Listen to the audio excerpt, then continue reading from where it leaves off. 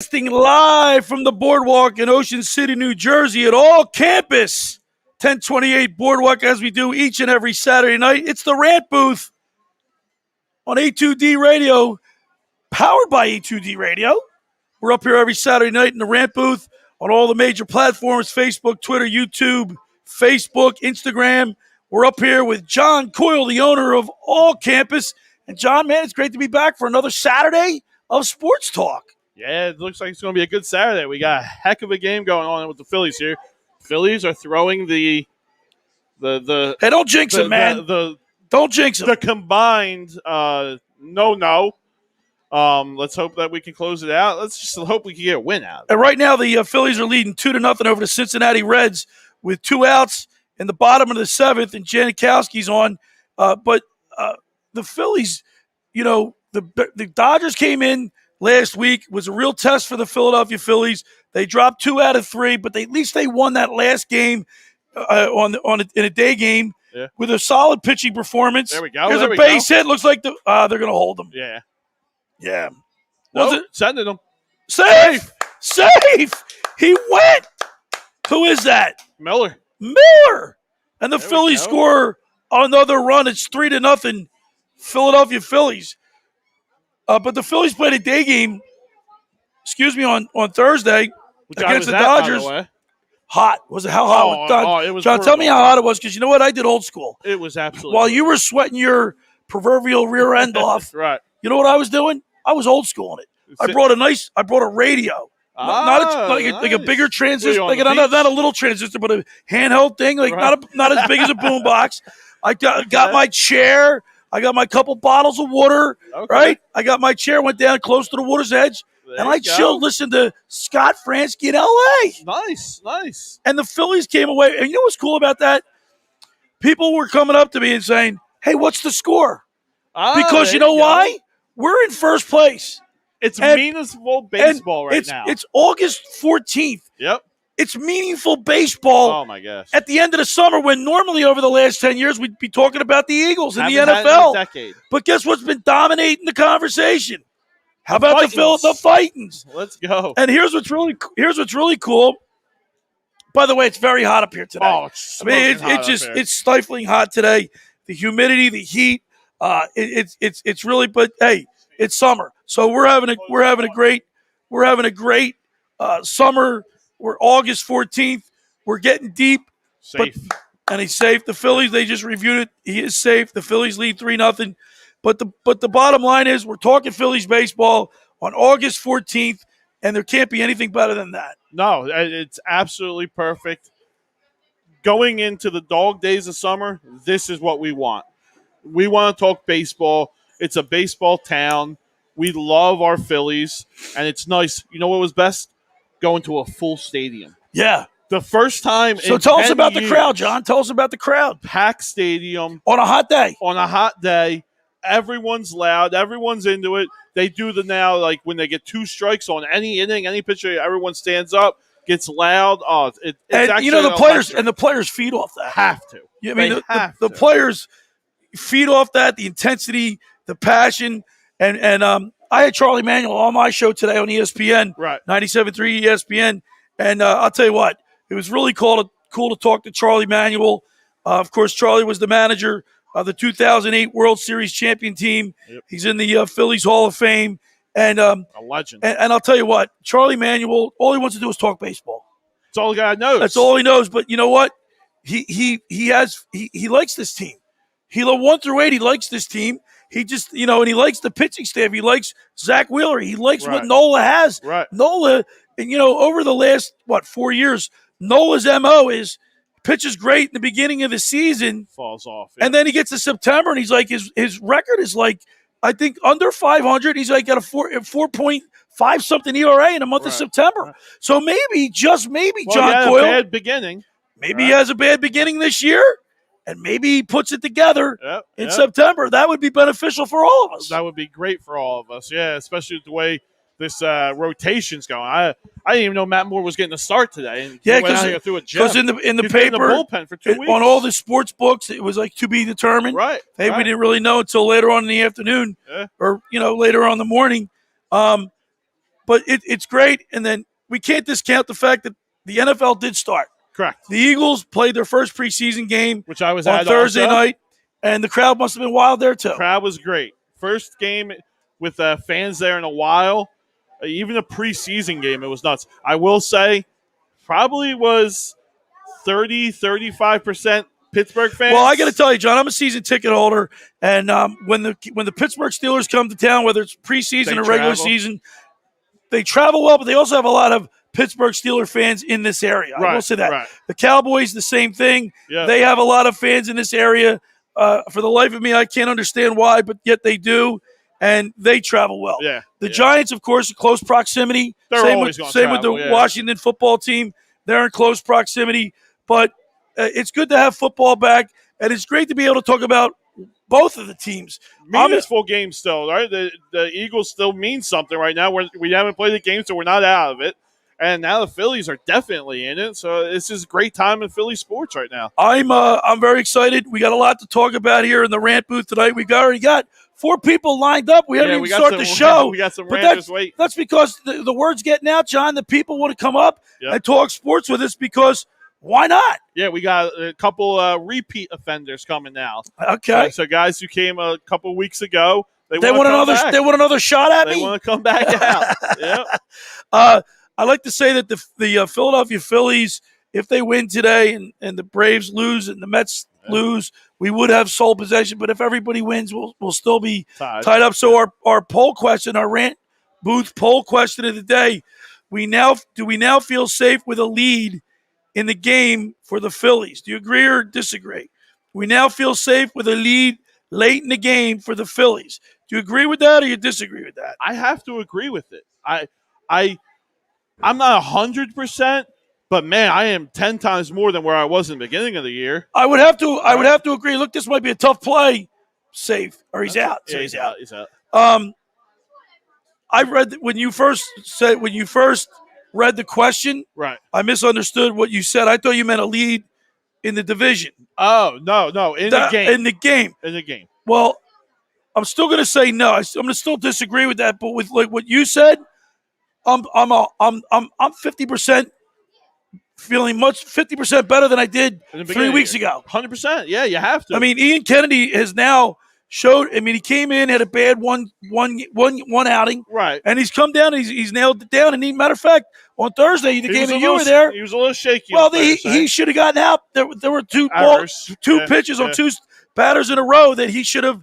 They were strikes, John. I saw it on the replay on the TV. Yep. Yeah, and I got to give a shout out to Archie Bradley, who is just pitching good.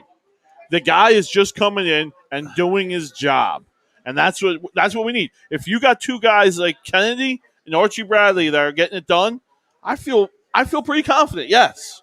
So we got a few people that have already chimed in. Say the phrase that rhymes with. Oh, I can't read that one. Can I? Through 7 innings and have pitched the combine. I'm not going to say. I don't want to jinx him. No, right. All right. I already did it, so. Joseph says 62 days till Flyers home opener. Hey, there you go, buddy. Rob Brinkman checks in and says, I feel safe as I felt in years late in games. And I'd have to 100%. agree with that. I agree with that. But do I feel safe? 100% no. I still feel like, you're biting your nails with this team. I mean, I'm not biting my nails, but you're always a little bit leery because of especially our past 3 years of history. But I don't know. I feel pretty confident. I'm not sitting on the edge of my seat anymore. Like Rob also says, and he makes a good point here. Rob Brinkman does. Neris is actually good in the setup role, and I got to agree with that. He's Bradley, been great in the 5th, 6th, and 7th innings. Yeah, he's been good. And, of course, Greg chimes in. What's up, fellas? We're doing great. We're sweating. It's hot here. Yeah. But guess what? It's summertime. It's August 14th, and we're talking Phillies baseball. And like I said earlier, hey, we haven't done that in about 10 years. No, yeah. Not at this time of year. It's been a decade since we made the playoffs, and it's probably been a little bit longer than we really felt good. 2009 was the last year I felt good. Do we now feel safe with a lead late in the game for the Phillies? Do you agree or disagree? Chime in with us. Hey, make sure you hit the like button or the subscribe button. And, John, tell everybody what you get for being a member. Yeah, so A2D has the subscribe membership. You guys get exclusive show content. You guys get exclusive comments that you bring up a comment here. Ralphie will bring it up for us. Make sure that we get it and read it off to you guys. You get the Money Pot podcast picks, or the private picks, which definitely will make you your money back. And then you get the A2D all campus 20% off here, guys. Anything in the store, you get 20% off. Hats, shirts, cornhole, cups, dish towels. Anything that we have here is 20% off. And, of course, on my show on 97.3 ESPN, The Locker Room, I've had Tommy Green on my show several times. And last night I ran into him in Margate, and I had a nice conversation with Tommy. So maybe we'll see if we can get him on the show today. Hopefully he chimes in. Yeah, tonight. but he look, it's a beautiful day. He's probably out having a good time, and he's probably down at Wildwood. But we'll try to get Tommy Green to chime in. And if we do, that'll be a lot of fun to talk to him about what it's like. Pitching, from worst to first, talk pitching. Yep. Yeah, he's one of the best pitchers. What happened? What we get one?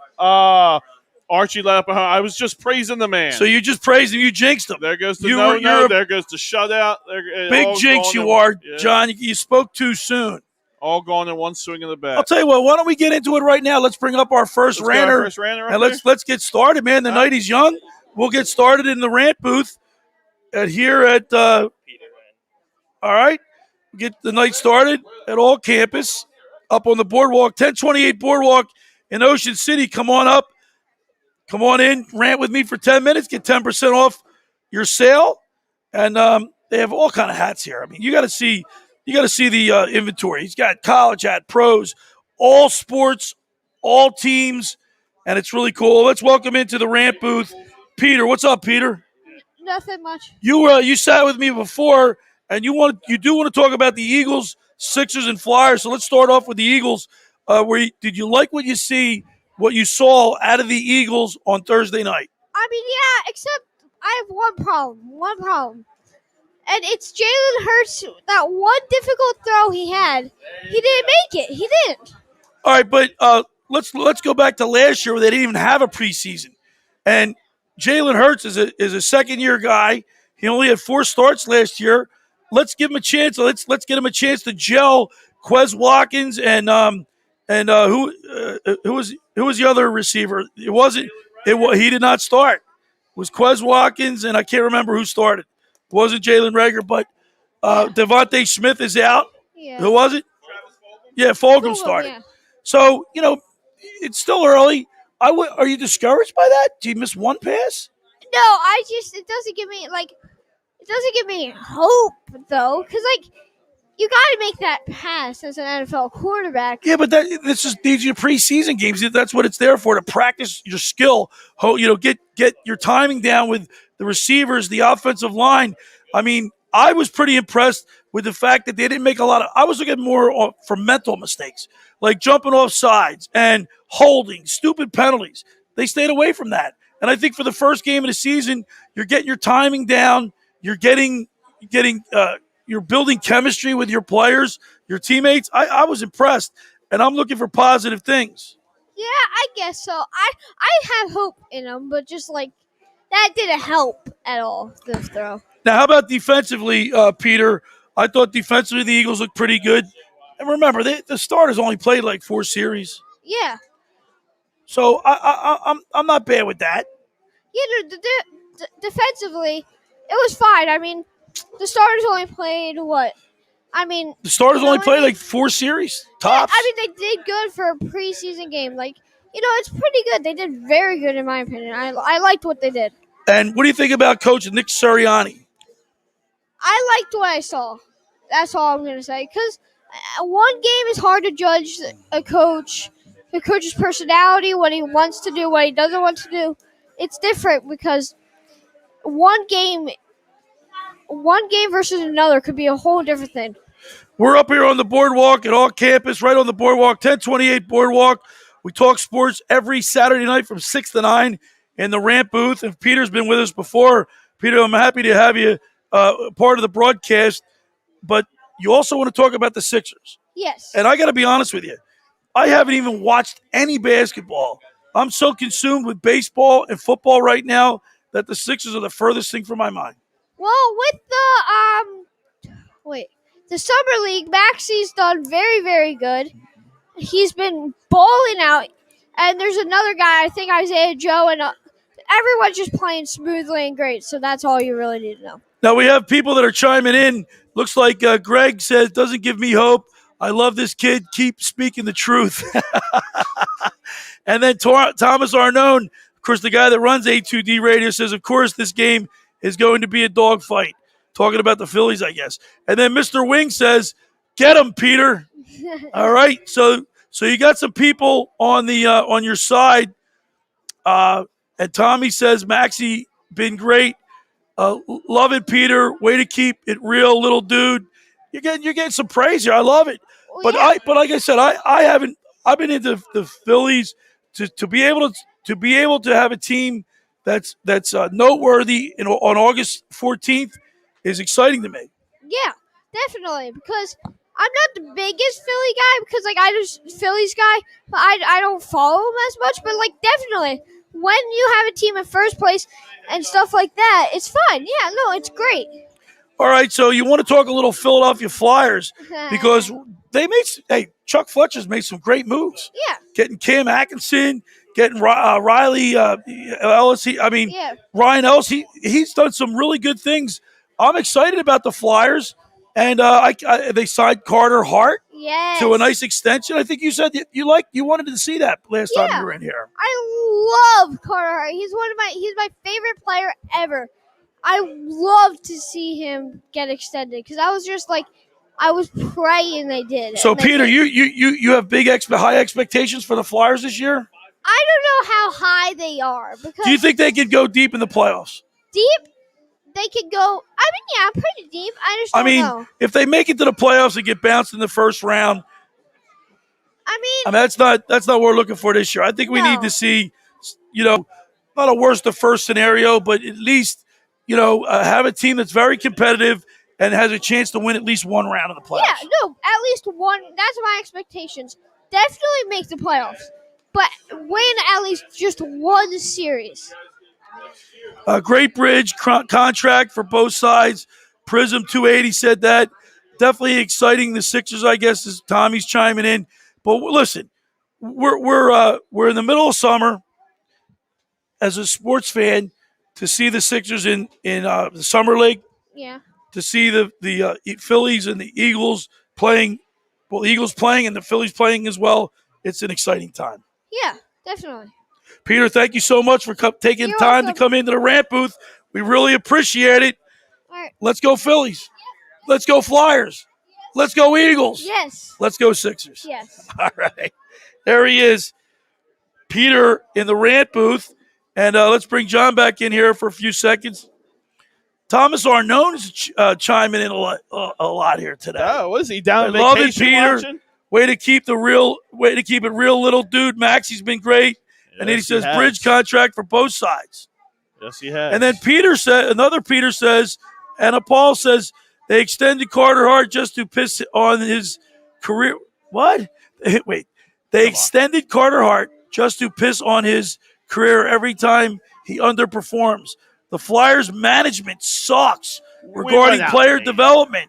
They need an overhaul top to bottom. We went out. We signed Carter Hart. We got a great deal on him, first of all. It's only 4 years, Peter and 4 years, Paul. 4 mil.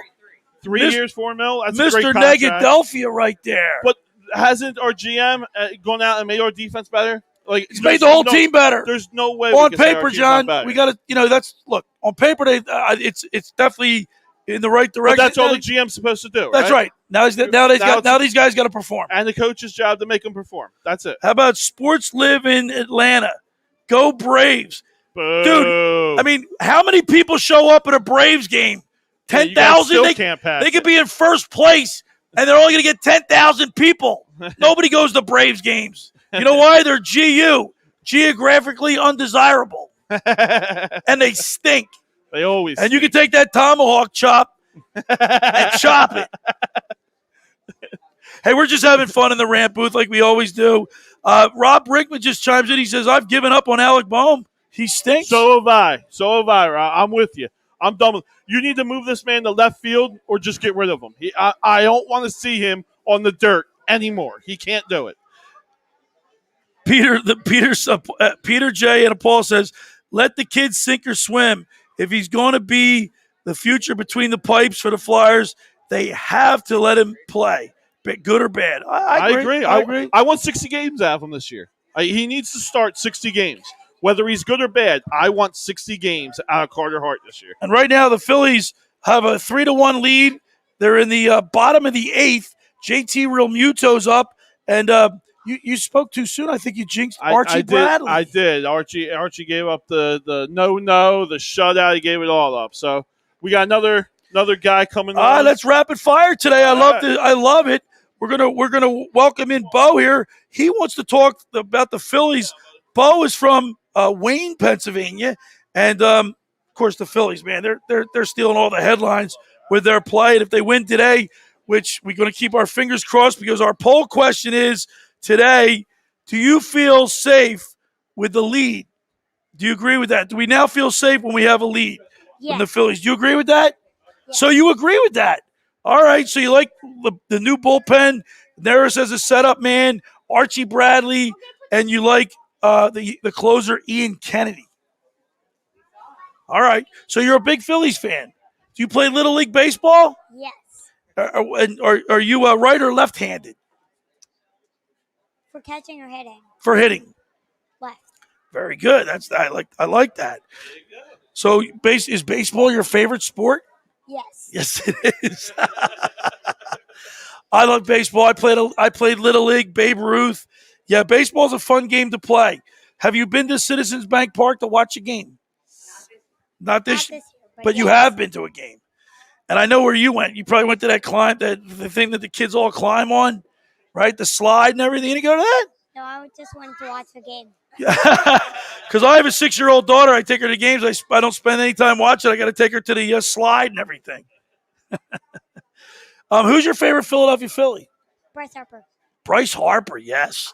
Bryce Harper. He's playing really well. Hey, we're up here at All Campus on the boardwalk in Ocean City, as we are each and every Saturday night for the Rant Booth, powered by A2D Radio. We're on all the major platforms: Facebook, Instagram, YouTube, Twitter, Twitch TV, you name it, we're on it. And we do this every Saturday night. We get to talk to people like you about sports. How much fun is that? That's fun. Do you watch a lot of Phillies on TV? Do you play wiffle ball? Yes. Yeah, wiffle ball's fun. Do you pretend you're like JT Realmuto when you get up to bat? Or you pretend you're like Bryce Harper? Yes. There you go. Because Bryce is your favorite player. Did you like him when he was on the Nationals? We saw the game against the Nationals and Phillies. Did you? I love it. All right, Maria McCabe chimes in. Bryce is up now. Little buddy, let's go. So you're getting people chiming in and watching you, Bo. Bo's from Wayne, Pennsylvania. You're down here on vacation. Did you go swimming today? Yes. Water was warm, wasn't it? Mm-hmm. Were the waves big today? Yeah. For a little bit. Now, do you go on the rides when you come up here? Do you go on the amusement park? Playland? You go to Playland? I don't think I ever have. Well, look who's up. Your favorite player's up right now. Let's watch it together. Well, I'll tell you what. Why don't you call the play? Okay. All right. Pretend you're the announcer. You just announced this game right now. Like, here's the wind. Here's the stretch. And the 0-1 pitch. Low, ball one. So you pick it up from there. Go ahead. Okay. You're the announcer.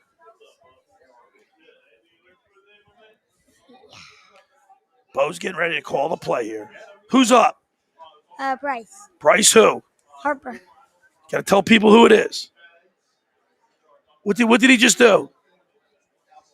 Foul. He hit a foul ball. So what's the count now? It is One ball.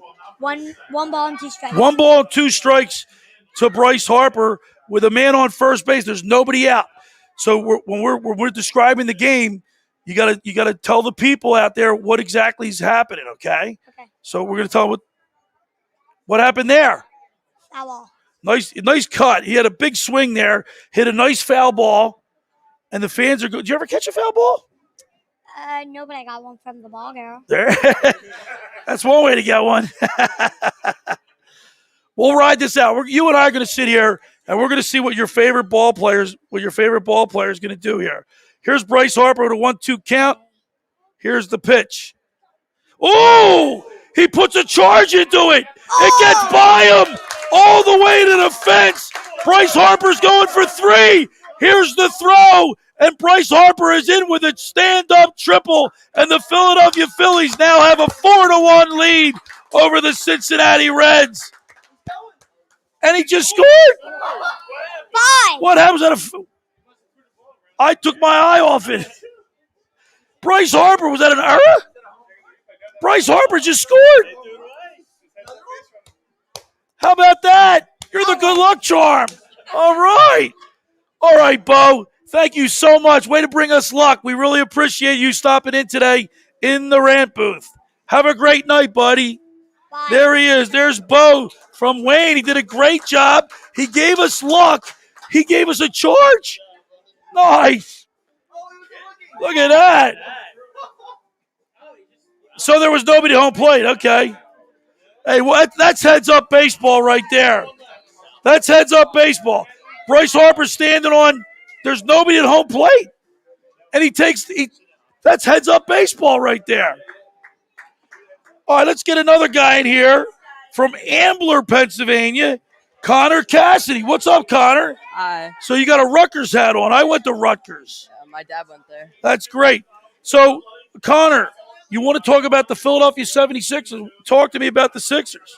Well, I think so far in their summer season, they're doing really well. Maxey, in their game the other night, he was very good. He made You can't, but here's the thing. You can't put too much stock into the Eagles in the preseason. The summer league's fun to talk about and everything, but it's not on my radar because it's summer league. And it's like a lot of the guys that are, just drafted, got guys that are second and third year guys that haven't got a lot of play time. They're getting it, and it's fun, but to me, it's not even worth my breath. Yeah, compared to the regular games, it's a lot less. Right? Points. Yeah. Now let's see. Maria McCabe just said Bryce is. Oh, we already read that. Maria says, "Let's go." She also says, "I think you guys are behind me." And then Maria McCabe says, "MVP for Bryce Harper." Well, he's got as many RBIs as Alec Boehm. And he's only hitting. See, a lot of people make an argument for him for MVP. I got to see more out of Bryce Harper for MVP. Yeah, I feel like he was really good on the Nationals and everyone was excited, but I feel like when he got to the Phillies, he died down for a little, and now he's starting to rise up more. Yeah, I mean, he's definitely worth the money that they paid him. Yeah, He's definitely a leader. He definitely has they've got players that in front of him, behind him, in front of him that can protect him, and he's seeing better pitches. But I just need to see more production out of. And what I mean, I think he's like fourth. He's like fifth, sixth or seventh in the league in homers. His on base percentage is like fifth or sixth, I think. So he's up there, but his RBI total is down, and his batting average is okay. I think he's two. Well, he might have brought it up to 300, but he was going into this game 296, I believe. yeah. So we're talking with Connor Cassidy. Connor, let's talk about. You want to talk about the Sixers? So let's go back to the Sixers because Ben Simmons. What's going on with him? He's not returning any phone calls. He doesn't talk to any of his teammates. He doesn't want to be in Philadelphia. So what do you suggest we do? Yeah, I don't know. I think Doc Rivers might get a little mad at him for that, and I don't think he cares. yeah, he's just got to get a little better, I think, and then we'll be fine next season. When you don't take a dunk, when you're supposed, you have expectations of going far in the playoffs, and you underachieve for like the third year, and you don't play well, and you're getting paid max contract. You're paid to produce, and then when you don't produce, you got to act like you care, and he doesn't. He acts like he doesn't care. I don't know. Excuse me. I'm not a Ben Simmons guy. Yeah. Never was. I wasn't a Ben Simmons guy from day one. I'm more of a Joel Embiid person. Talk about a generational player. You're talking about Joel Embiid. He's your generational player. Yeah. Well, I feel like his height is a lot of that. Like he's really good on defense. He can dunk a lot. Yeah. He can. McCutcheon just goes yard. And you're right, Maria. We are behind you. Andrew McCutcheon run. just hits number 21? Yeah. I think he hit 21. A solo shot. And the Phillies bats explode here in the 8th as they take a 6-1 lead, and we are behind Maria McCabe. Keep us up to date. By the way, Connor, Rob Brinkman says, Ben Simmons, my favorite topic. Dude stinks, stank, stunk. Yeah. Defend him. Are you going to defend Ben Simmons? Probably not. I think I have to wait till next season. He's not going to come back, is he? No, probably not. I mean, still. The only thing is to see his trade value. All other general managers know it's not high. Other general managers know that he doesn't want to be in Philly. Their hands are tied. They're going to try to get him for the cheapest amount they can get. Now, if Daryl Morey plays hardball, keeps him around, it'll be interesting to see the chemistry or the lack thereof during the season, because if he's not even talking to his teammates. Yeah. Talk about a fractured locker room. Yeah, I think Ben Simmons, he's sort of started. I feel like he's taking that too far for like not communicating with anyone about it. He's probably upset at Ben Simmons because Joel Embiid. He's probably upset with Joel Embiid because I think Joel Embiid, the comments that he made right after the game, infuriated him. So it'll be interesting to see. But Connor, we really appreciate it, man. Thanks for coming into the rant booth. We really appreciate it, man. There he is. There's Connor Cassidy with this talking about the Sixers from Ambler, PA. We're up here on the boardwalk at all campus. Come on up. They got a great selection of hats. You get a 10% discount. Where's our cheese? The menu. Oh, the menu we should be down here under the box, guys. We need to do that. Yeah. Keep them. We're up here. It's a hot day, man. Oh, it is a hot evening. Yeah. The sun is still shining hot. Can't wait for the sun to go down. I'm sweating. Later, guys. Take care. How about Andrew McCutcheon? McCutcheon get one. Yeah. I gotta get into you with the MVP Bryce Harper. Yeah, let's talk about that. All right. He has to be MVP right now. Not Tatis, huh? No, Tatis. He's hurt. He's hurt. He's all been right. out forever. There's no timetable on him. He only has 48 now home run RBIs. Right your now. argument for him not putting up numbers is okay. That's questionable. But who else are you going to give it to then? Well, I got to be honest with you. I mean, there are a few people that probably. There's no pitcher out there that deserves it, right? The MVP, right? Yeah. I mean, so that's another thing. That's another thing that got me kind of tweaked. Everybody was talking prior to Zach Wheeler's performance the other day that he's the head for the Cy Young Award. He's got to be a candidate. 10-7. He's got to be a candidate. Said 10-7. There's people that wanted that were less than 500, right? Didn't Philip Hernandez win one when he was under 500 for Seattle? You're going to give it to somebody. Look, I understand he's like what? He's first in the league in innings pitched. He's first in the league in strikeouts. He's second or third in the league in ERA.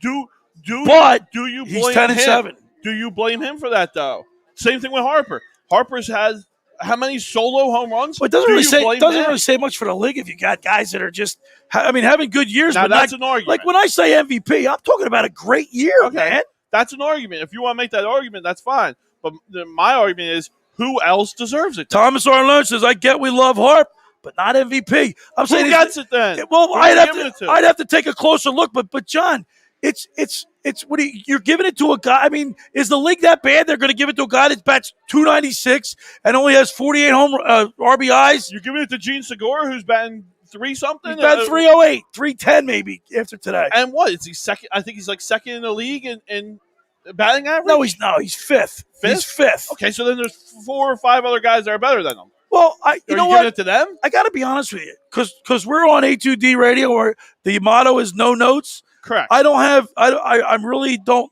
remember who is in the running, but just not knowing to tell me that Bryce Harper, who's got 21 home runs, all right, he's about seventh or eighth in home runs. Okay. He's got 48 RBIs, Right. which he's not even in the top 20 probably in RBIs. His on-base percentage is good, but not great. He does have a lot. He's got Pretty 60 good. walks, So but he just. 400. But if you're going to tell me that it's not mediocre, it's good, but is it MVP? I don't know. I don't go off of just the numbers, right? MVP is most valuable player. It's player. So what other player deserves it? Somebody give me another player that deserves it, because right now I don't know one. Yeah, I don't know. We're looking at some stats here. Here, let's go back. Let me go back to the beginning here. We're looking at some stats here. And we don't, our motto here is no notes. But hold on. Let me. You're going too fast. All right. We're looking at Soto. Soto's got Okay. 18 home runs.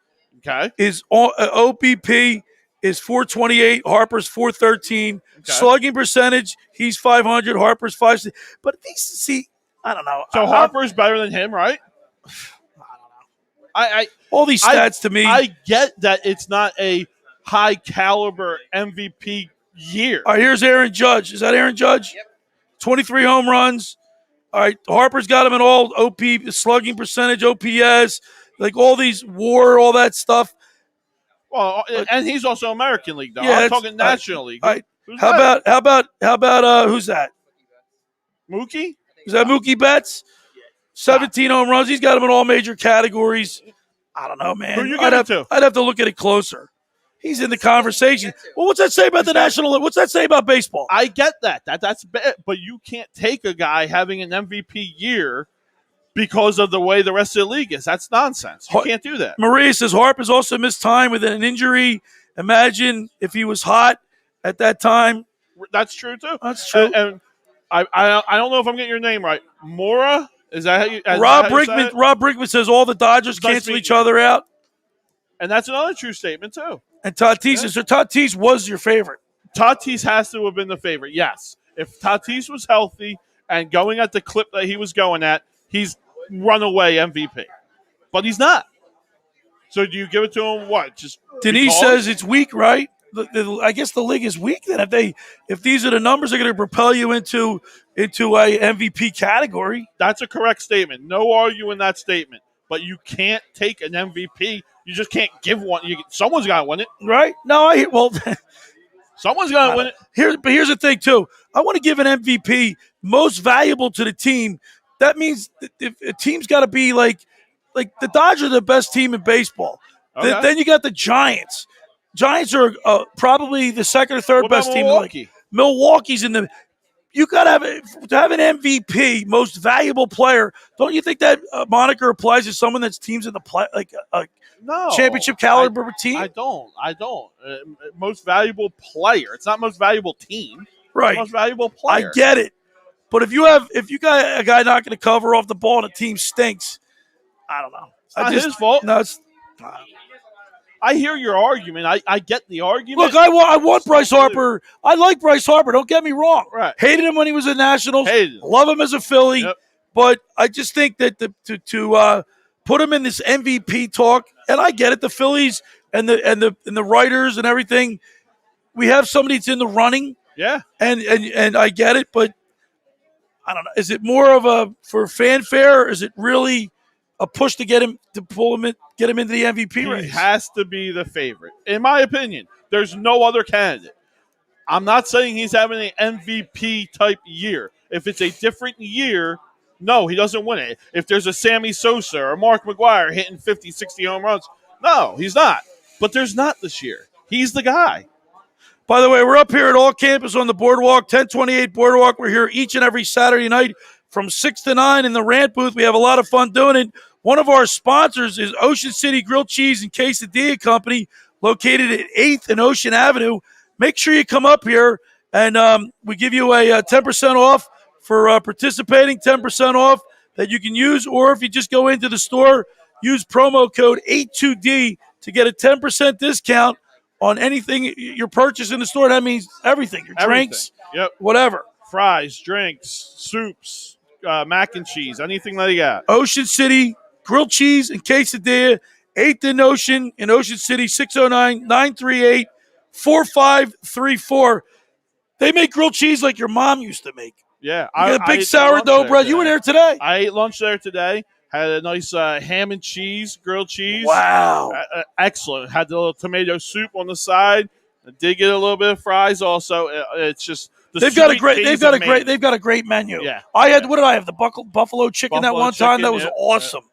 You got the blue cheese or the ranch, whatever you want. Whichever one you want. What do you do? Blue cheese or ranch? I'm a blue cheese guy. Yeah. I'm Okay. a blue cheese guy. So make sure you get down there. Make sure you give them a call, especially if you're in the area.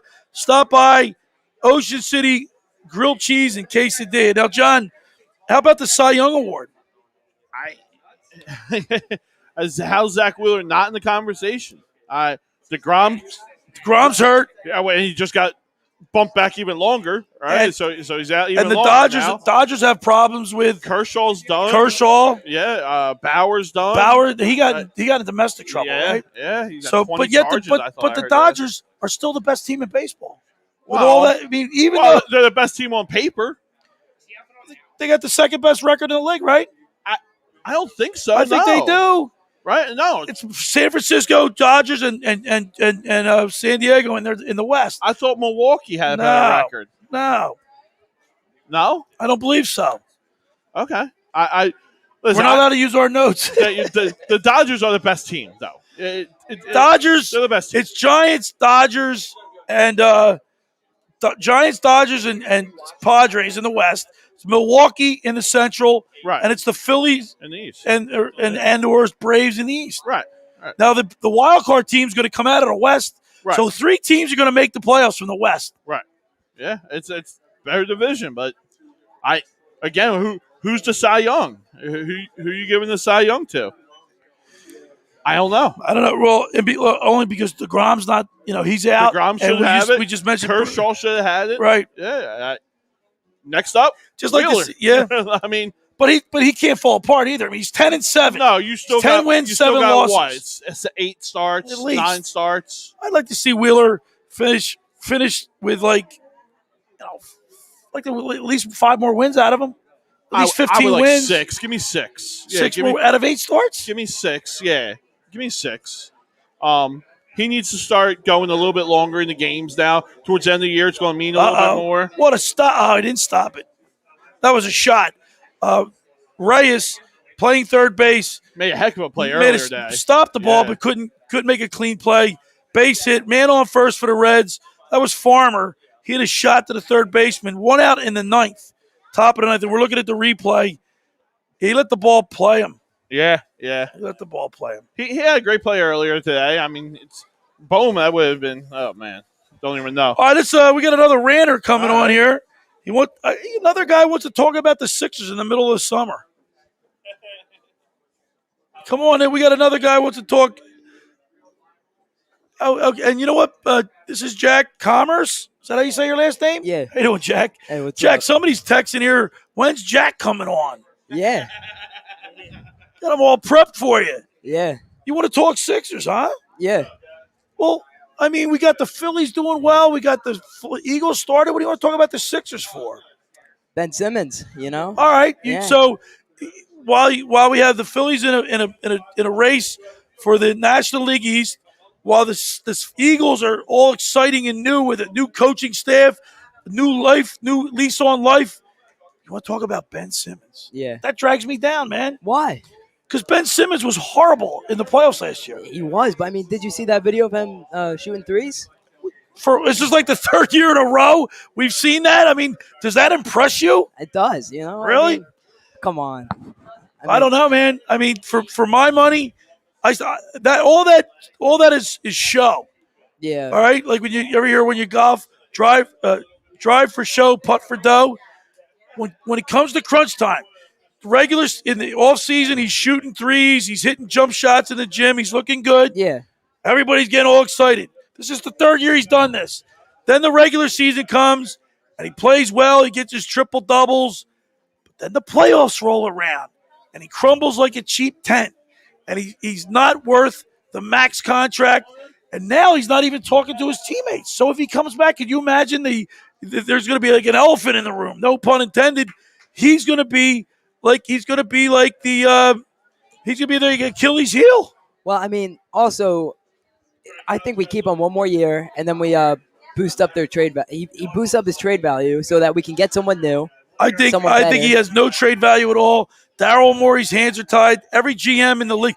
Put it this way: if you're a GM in the league, are you going to give him? When you make a trade, you got to get something to give something. Yeah. After seeing Ben Simmons' performance, if you're a general manager for another team, you're going to give up a good player to get Ben Simmons. No, I mean, but Right. what I'm saying is, if he finds. By the way, let me interrupt you. Yeah. Maria says, "Who's guarding him when he's shooting in those practices?" No one. No one. Yeah, that's true. So I mean, the fact, and guess what? He has made shots. He's just afraid to take them. He can shoot. Yeah. He's just afraid to take them. He's afraid. Yeah, but another thing is, if he keeps going into the gym, I mean, think about it.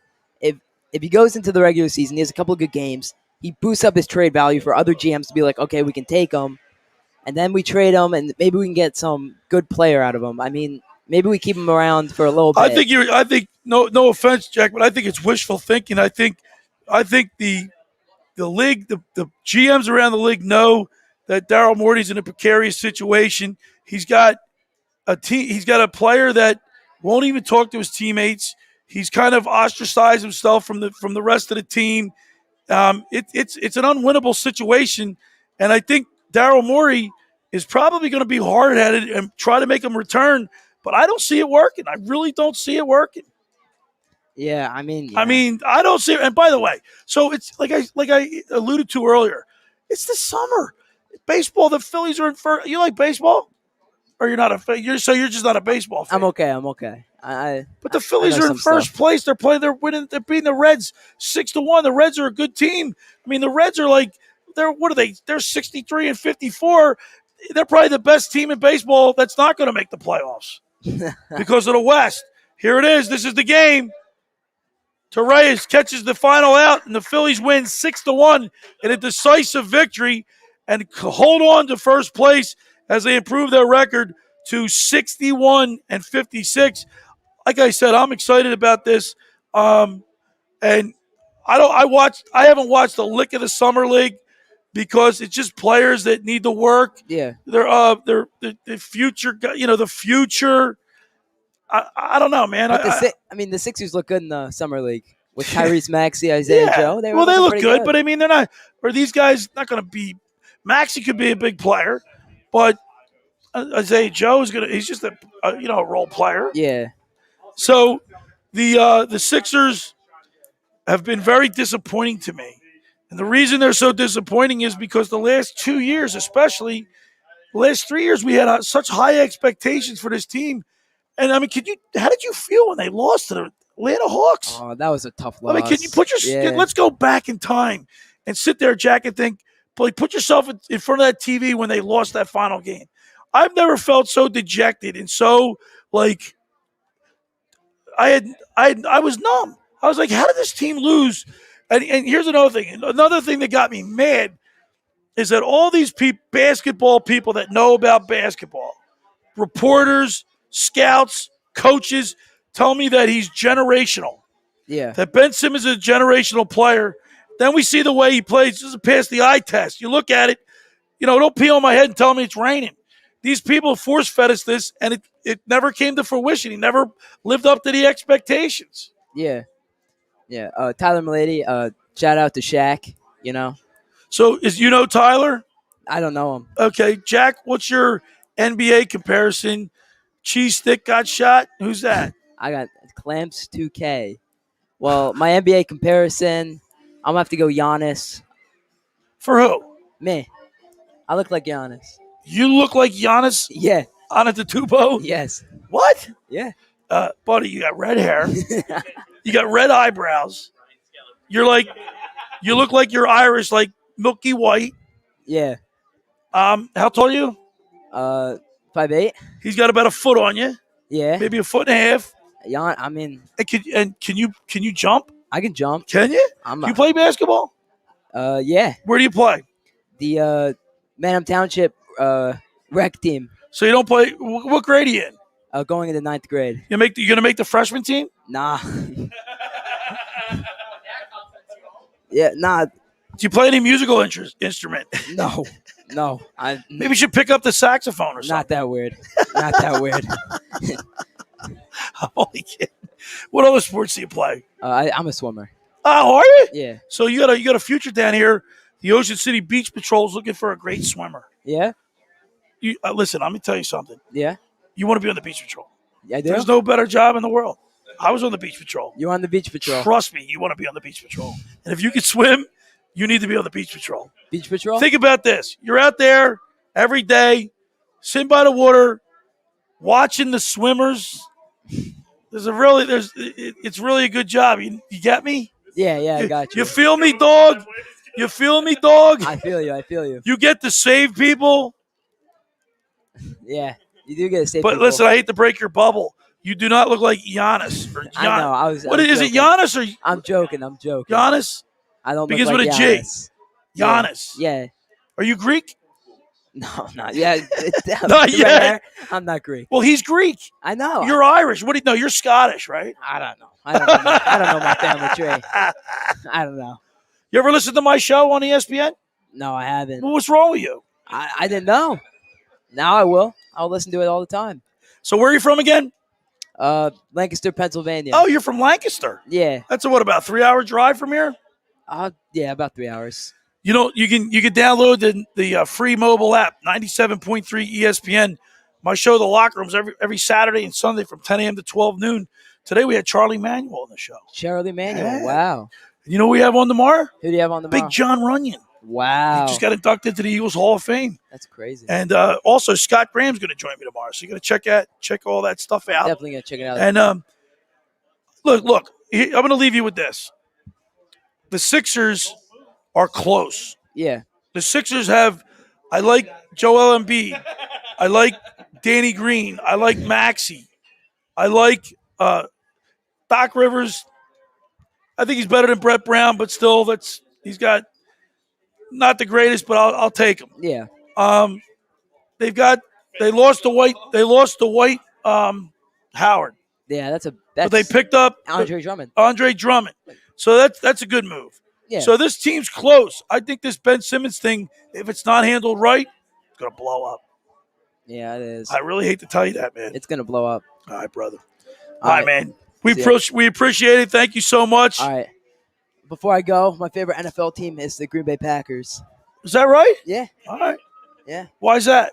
I don't know. Aaron Rodgers? Aaron Rodgers. All right. Yeah. Aaron Rodgers. All right. All right, man. Take it easy. We're in the rant booth up here on the boardwalk in Ocean City, New Jersey. That was a lot of fun. We're having a good time up here talking sports in Ocean City, 1028 Boardwalk. And we got the Little League World Series on. We got the Mid-Atlantic Region Championship. We got New Jersey And versus Pennsylvania. Oh, come on, Jersey. We got to beat these PA people. Yeah. No. Nah. Who's up right now? Looks like up. I guess New Jersey's up. Yeah, New Jersey's up. And they're 2-1. So I kind of missed that comment. Did he just say he was Giannis? He said he looks like Giannis. Yeah, we had a good one out here. He looks like what was Brian he- Scalabrine. He actually, what was he doing? Standing in front of a circus mirror? Yeah. I mean, he looked nothing like, the closer you stand, you get distorted. Yeah. That's what he looked like. Hey, we're having a lot of fun up here. It's the rant booth. We're up here on the boardwalk, 1028 Boardwalk in Ocean City, New Jersey. All campus has a lot of great hats, professional, college, pro, any sport. Most colleges. We're going to play Stump the Schweiner tonight. We are. I do want to give a little shout out and a message to Joe Juvenile, our little band that plays. Yeah, where's the music. band? So I guess they couldn't make it here tonight. I thought they were going to be here tonight. And I do want to say to them, guys, sorry we cannot play your video right now. We're working on it. I'm going to try to get it resolved this week. We're going to have a little copyright issues with it, guys. But we're going to try to get you on. All right? I'm going to work on it this week. Hey, we got a little bit of a sad news. Local and nationals reporter used to cover the Flyers, I believe, for a little while. Who? Jay Greenberg passed away. Oh, wow. Jay Greenberg passed away. I believe he was fighting cancer. That's a shame. Phil Esposito passed Jay away Greenberg this week. passed away this week. and he with a battle fought a battle with cancer. And, that The cancer. Inquirer? Was he with the Yeah, he was Inquirer? with. And I think he was with the New York Post. I think New York Post, yeah. New York Daily News. It's a shame. Our prayers go out to his family, and we're gonna miss Jay Greenberg. Yeah. Now let's get back. Let's start talking a little Eagles because the Phillies are over. Yep. They Got are now guaranteed to be in first place Sold. one more day. Yep. And I'll take it. August 15th, they're in first place. You can't ask for anything better than that. Cannot hope for anything more right now. Yep. Now, before we get to the Eagles, I want to bring this up. Okay. The Phillies got to have their schedule is advantageous to them.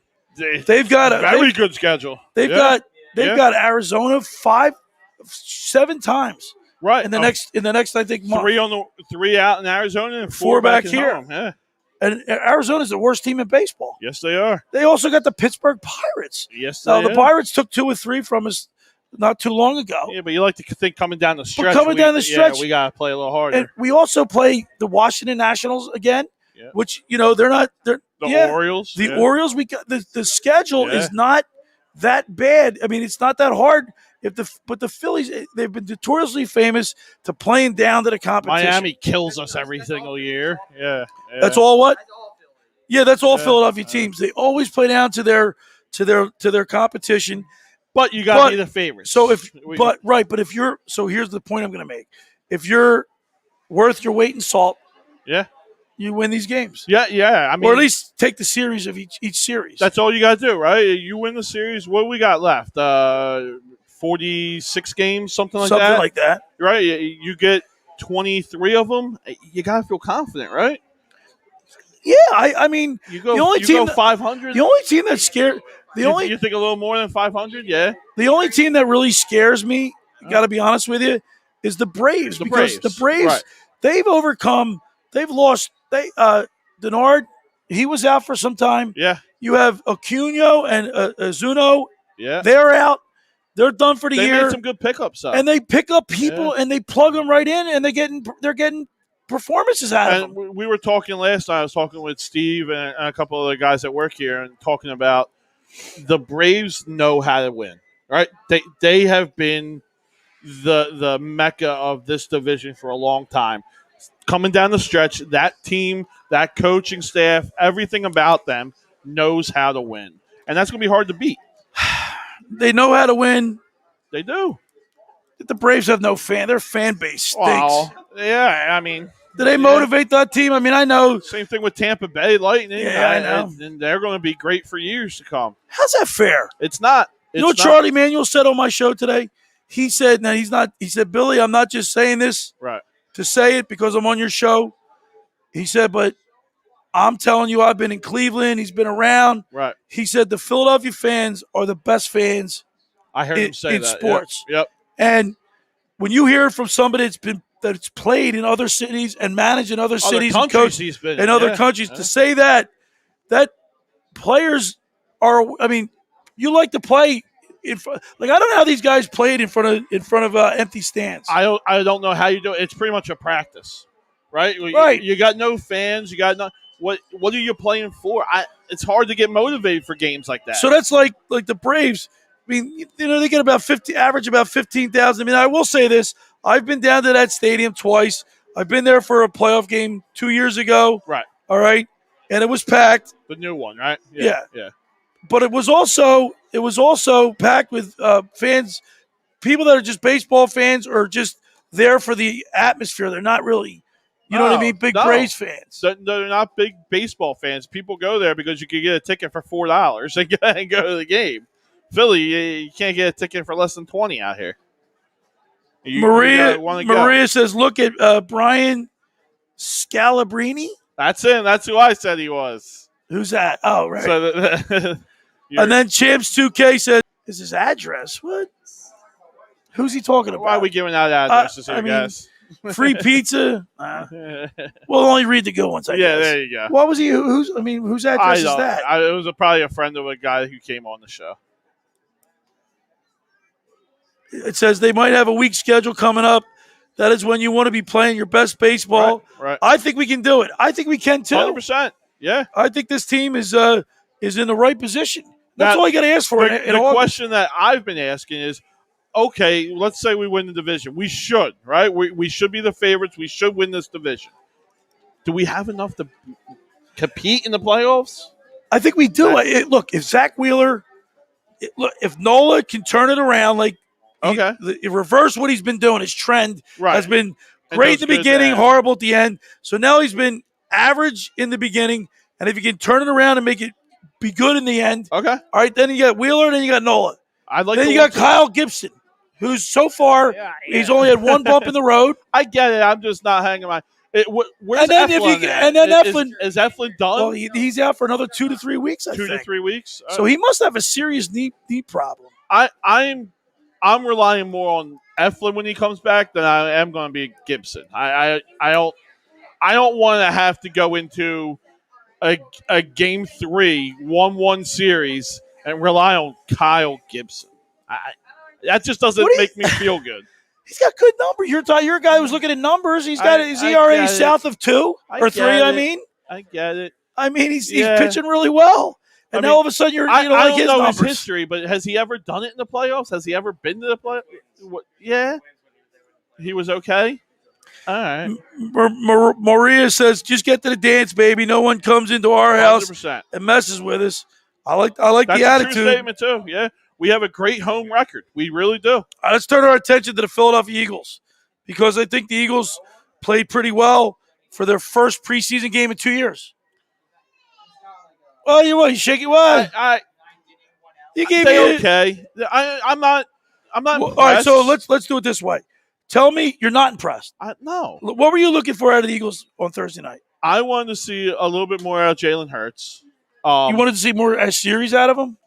He went 3 for 7. No, the 2 series were fine, but he missed a wide open fade route or streak route, whatever Right, that was. to Rigger. I think that was to Quez Watkins. Yeah. Right. Yeah, he missed that. Which I thought was pretty open. That should have been a pretty. But that's what easy the time. That's pass. what. Look, this is the first time you're playing against a competition outside of your own team, right? It's the first time you've played in 2 years. Right. I mean, a preseason game. You're getting used to a new system, new coaching staff. Right. You're working on your timing. My biggest thing that I wanted to see in this game was I didn't want to see mistakes, and we didn't see too many mistakes. No. I didn't want to see jumping off sides. I didn't want to see holding. I didn't want to see penalties. Right. I didn't want to see missed tackles, mental mistakes, and we didn't see that much of that. No, we didn't. I thought the team was pretty crisp. Now, yeah, was it great? No.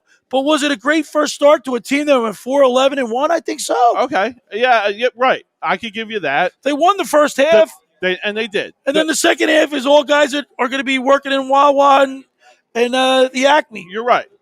And the major thing for me coming into that game was the only thing I wanted. I didn't care if we won by 40 or lost by 40. No injuries, right? And we got Another good point. We got out of it with no injuries, which is going to be key the next 2 weeks too. We're already starting to get beat up a little bit on the offensive line. So Hey, we had Lane Johnson started. Barrett Brooks started. Kelsey. Opita started. Yeah. Kelsey started, and of course the left tackle was the Australian Right. Mailata. Yeah. Jordan Mailata. Yeah. And they all played when they were in there for the 3 or 4 They series. were okay. I saw some nice blocks. Yeah. They were okay. And how about the Quez? Excuse me, Quez. I'm not too. Quez Watkins? Yeah. There were some nice blocks. Stop it. There were some nice blocks in that. The guy ran. he ran. John, he got sprung by 2 good blocks. I get that the play design was great, but if you're sitting here telling me Quez Watson is going to be our 100-yard guy, our 100-ball catcher, please stop. You Just see him? stop. Did I'm done. 100 ball catcher? I don't know about that, but this We don't have one. You don't think Devontae Smith can be that guy? No, I do not. Wow, did you see his career in Alabama? Okay. You don't watch college football. Oh, stop. Then you can't make that comment. Stop. Talk about not having notes. No. I did watch the game on Quez Thursday. Watkins has breakaway speed. Fulgham couldn't get off the line. Watkins did get off the line. He did pretty well. What is it with all these naysayers? Like my co-host today, I think Rager couldn't get off the line. None of these guys could get off the line. Well, They're I'm not 5'2". I'm not a big Rager fan. Jalen Rigger, I'm not a big fan of his. But I am a fan. Well, he's our number 2 receiver, with our number 1 being a rookie. They are young. You feel good about that? There's no question about it. And Devontae Smith, we don't know until he comes back. By the way, they just upgraded him. He was in practice today. Right, yes. Yeah, he went from week to week to day to day. Yeah. I think this team's going to surprise you. I really do. I think this team can win. Like the over and under for wins, and I said this on my show 6, today, and I'll say it again. The over and under for the Eagles is 6. Right. I looked at their schedule, and they can win. They can win 8 games this year. Absolutely. Please read them off. Can they beat the Jets? Yes. Can they split with Washington, Dallas, and the Giants? No. That's 3. No. Yes, they can. No. Really? You think that they're going to sweep us, John? I just answered. I think Dallas. Can they beat the us. Broncos? Yes. I don't think so. It's in Denver. Can they beat? They ain't Can gonna they be beat? favorite. Can they beat the Falcons? Yes. So that's 7 right there, John. I don't think they beat Denver. No, in Denver. No. That's 6. Let me ask you a question. Can they beat the Raiders? In Oakland or in LA? I don't care where it is. In Not Vegas. In Vegas. No. Wrong. They're The not going Raiders to be. stink. Do you really look it up now? Somebody look it up now. Are they favorites? Vegas has no offense. Carolina's in. All right. Carolina's an iffy. And so there's 9 potential wins there. 9 potential losses too. Yo, John, is this half full or half empty?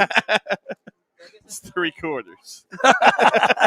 Actually, it's a quarter. Oh well, yeah, 3/4 empty. And we're broadcasting live up here on the boardwalk at All Campus in Ocean City, New Jersey. 1028 Boardwalk. Come on up and talk sports with us. It's the Rant Booth. John came up with this concept, John. It's a great idea, man. People walking the boardwalk, chilling, and hey, let's go talk sports for a few minutes and get 10% off our hat. There's nothing better than you get the kids that come up here and you get the grandparents around here and they're watching them on YouTube. And there's absolutely nothing better as a business owner and a guy who loves sports to watch kids. Kids come in and talk sports. Yeah. All right, we got Kyle gave us the schedule, the regular season. Let's go over this now. Okay, this is an exception. We're not allowed to have notes, but for schedule, we can't remember the schedule. Correct. The Eagles played at the Falcons in the opening game. Now, the opening game is a toss-up to anybody because none of these teams play that.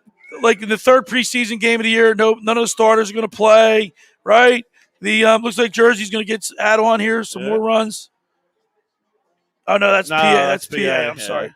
All right, look, so the Falcons. Do you think the Eagles are I think the Falcons are in flux. No, they're not. No. But I think that's a winnable game. I think any game's a winnable game. All right, but you know what's not a winnable. You know what's not a winnable game? The Chiefs and the Bucs. Unless Mahomes gets hurt, right. Unless Tom Brady gets hurt. Right. All right, so those 2 teams are losses. Right. But the Falcons is a very winnable game, so I got them with a W there. Okay. The 49ers, while I'm not really all that impressed with them either, they do have Garoppolo. That's true. And that's a 50-50 game, too, because they got to come to us. They got to travel across the country. That's the only reason it's a 50-50. So that's a winnable game. So I'm giving them a W. And we still won't be favorites. Eagles at the Cowboys, that's a loss.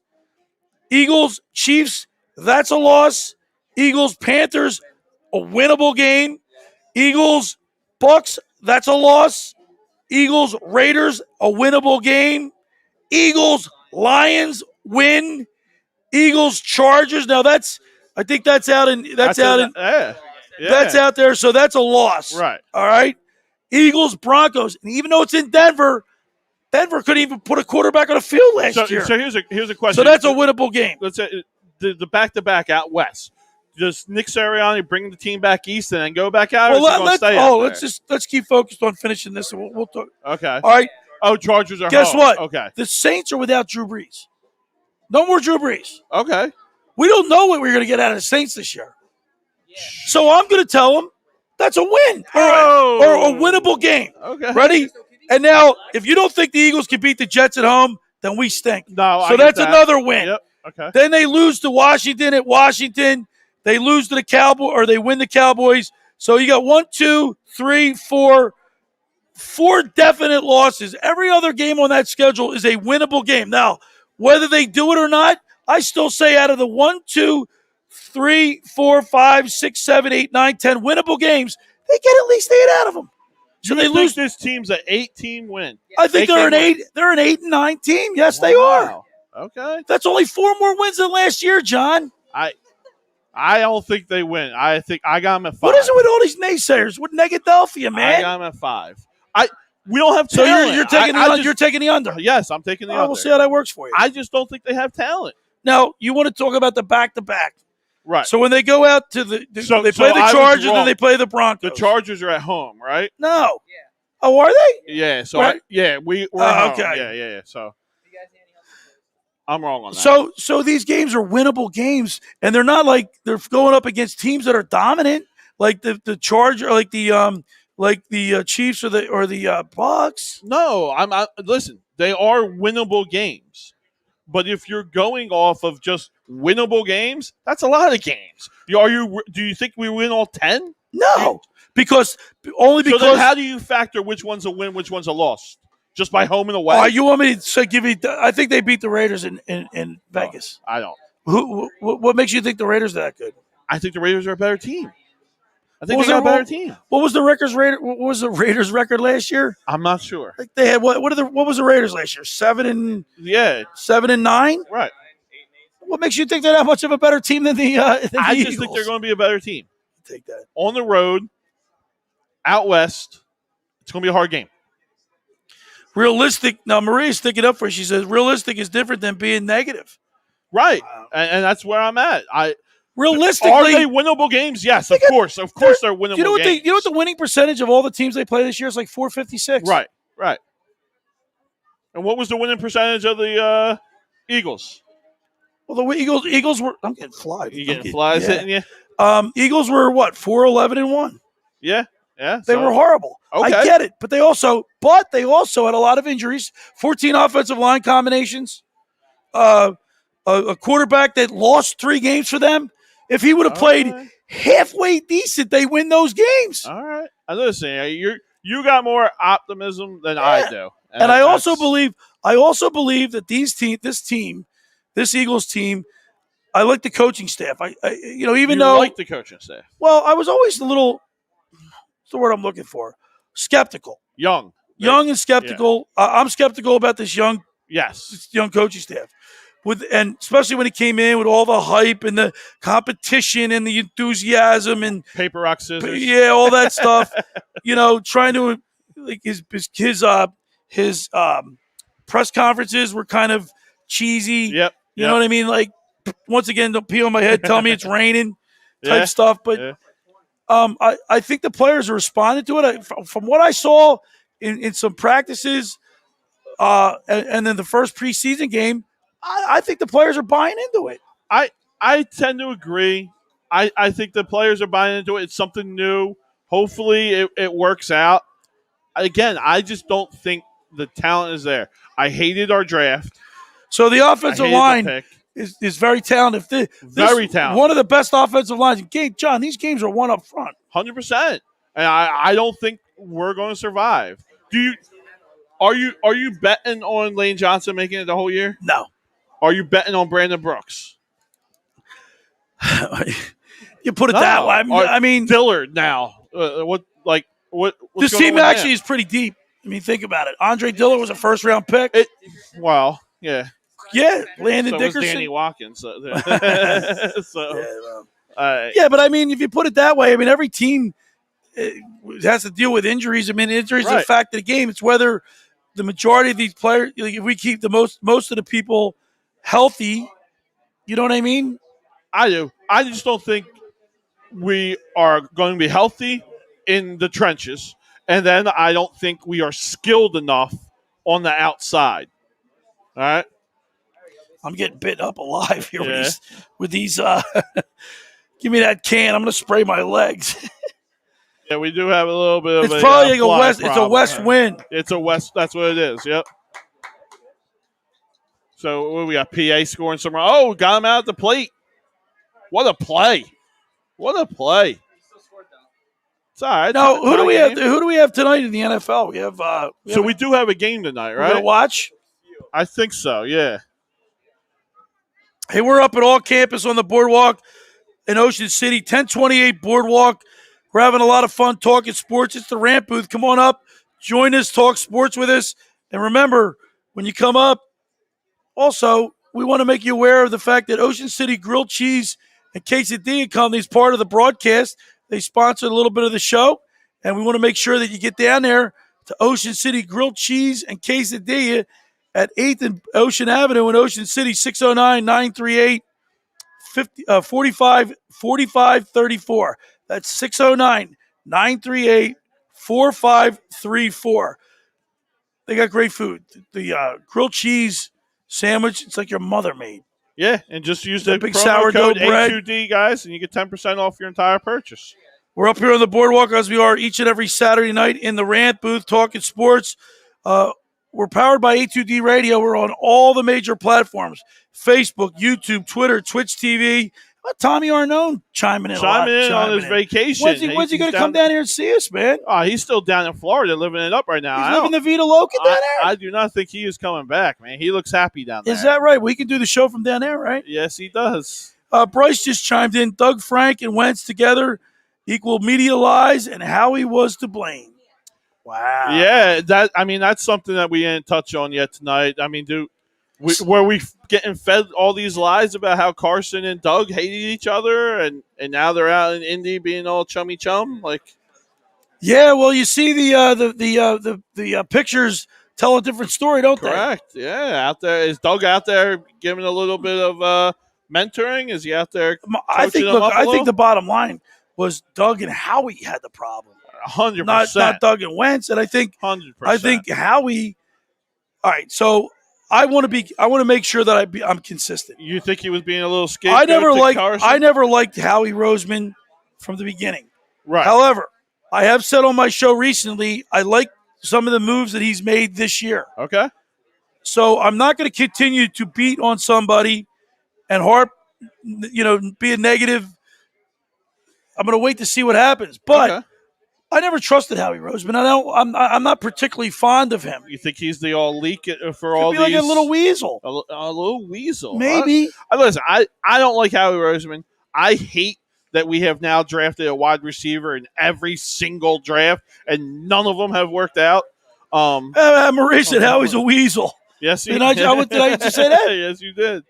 Yeah, he seems to be. I just look at his portfolio of work, and I don't like it.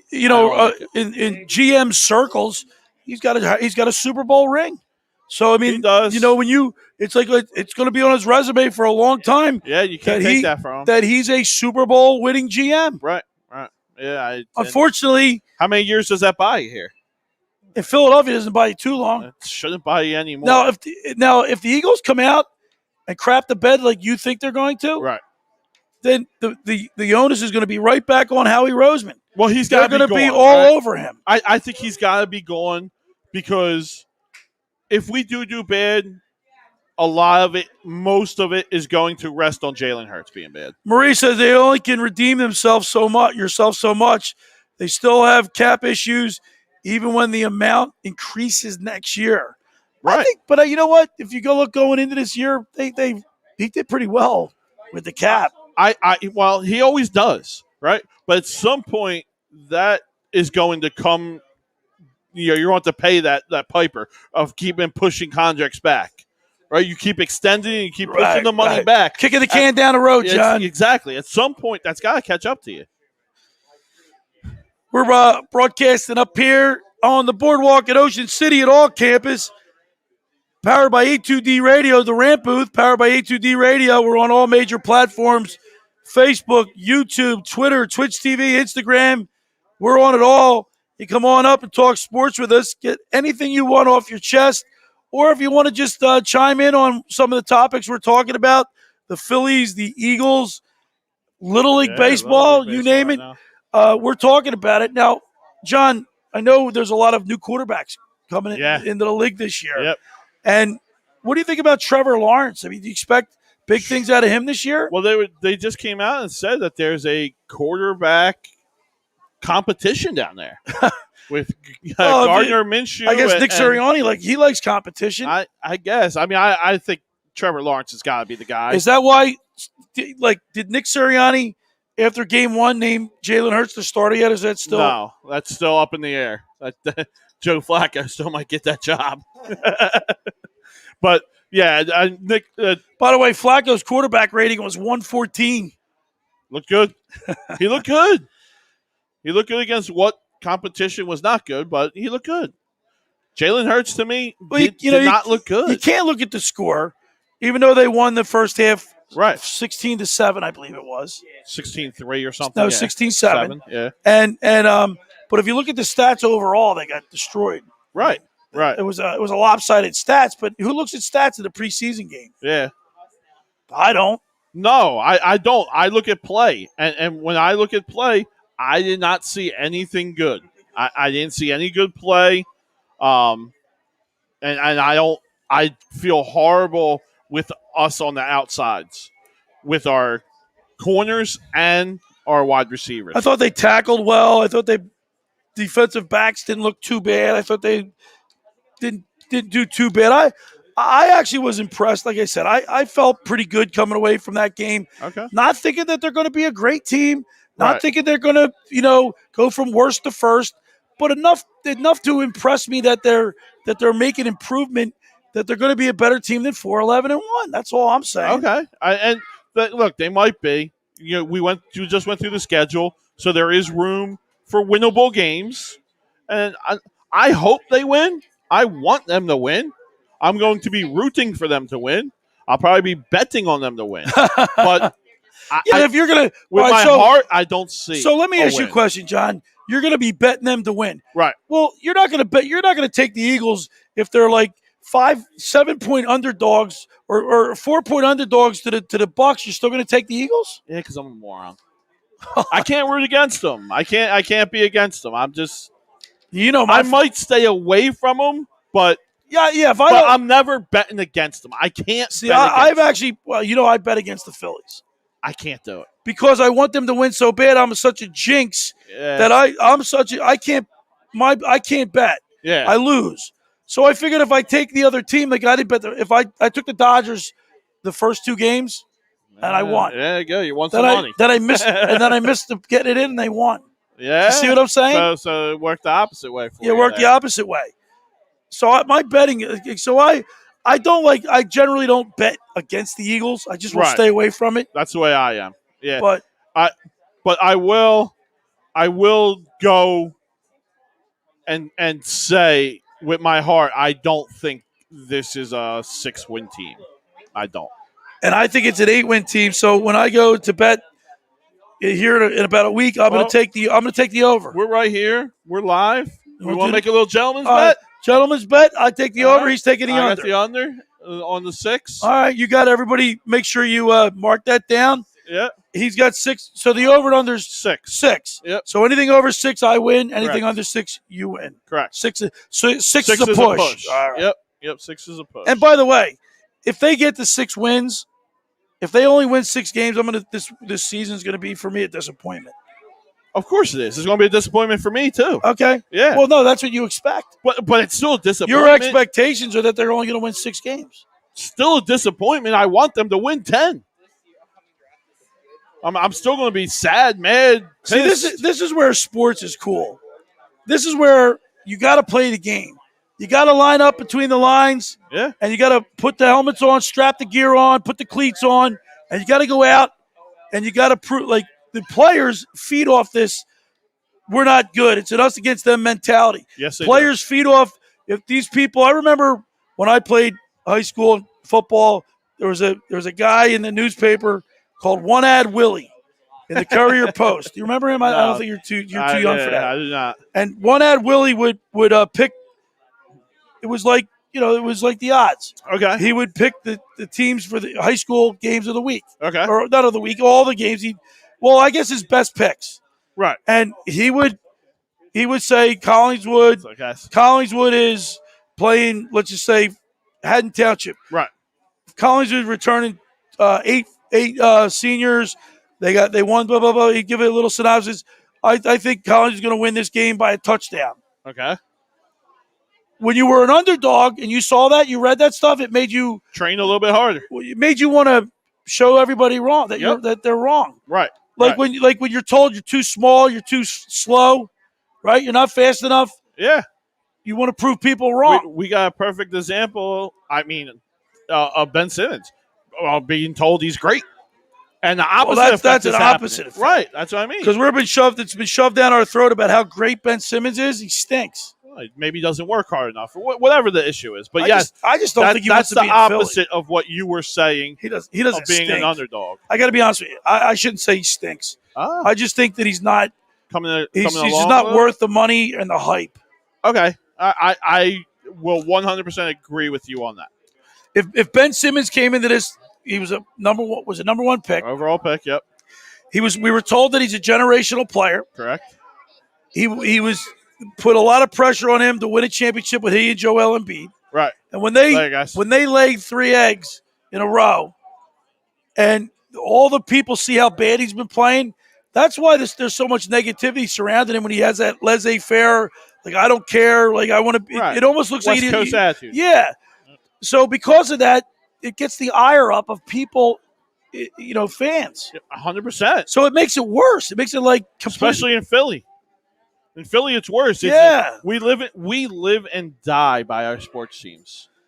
Right. Live and die by it. If you don't appear, you might be given 100%, but if it doesn't look like you're given 100%, we hate you even more. Yeah. Yep. It's a blue collar, and that term anymore, blue collar town. I don't know if that applies to Philadelphia. No, we're by far the most passionate fans, I will say. Charlie Manuel said it today on my show. Passionate fans, and you speak to my kids about it. When the Eagles lose, don't go near Daddy. Stay in your rooms. Don't come out, because I'm not a happy person. Hey, we're broadcasting live up here on the boardwalk at all campus, 1028 Boardwalk. Come on up, join us in the ramp booth.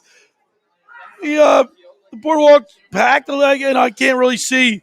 Looks like there's a lot of people walking by. And the sun's starting to go down. The heat's starting to break a little bit. Yeah, I think the heat was so hot, people weren't coming out until after the sun set. The sun has set, and I think we're going to see a bigger crowd but it was fun coming up here to watch. As we sit here and talk in the ramp booth to watch the Phillies. It's been a lot of fun. Oh, we had another huge crowd out here watching it again, watching it to the end, clapping, cheering. That's the best part of this. Not watching us? Not watching us. No. But it's not about us. It's about the Phillies. Yes, it's about the Eagles. Yes, it is. And we like to talk about them. You can come up and talk about the Phillies and the Eagles with us here. We're on A2D Radio. We're at all campus.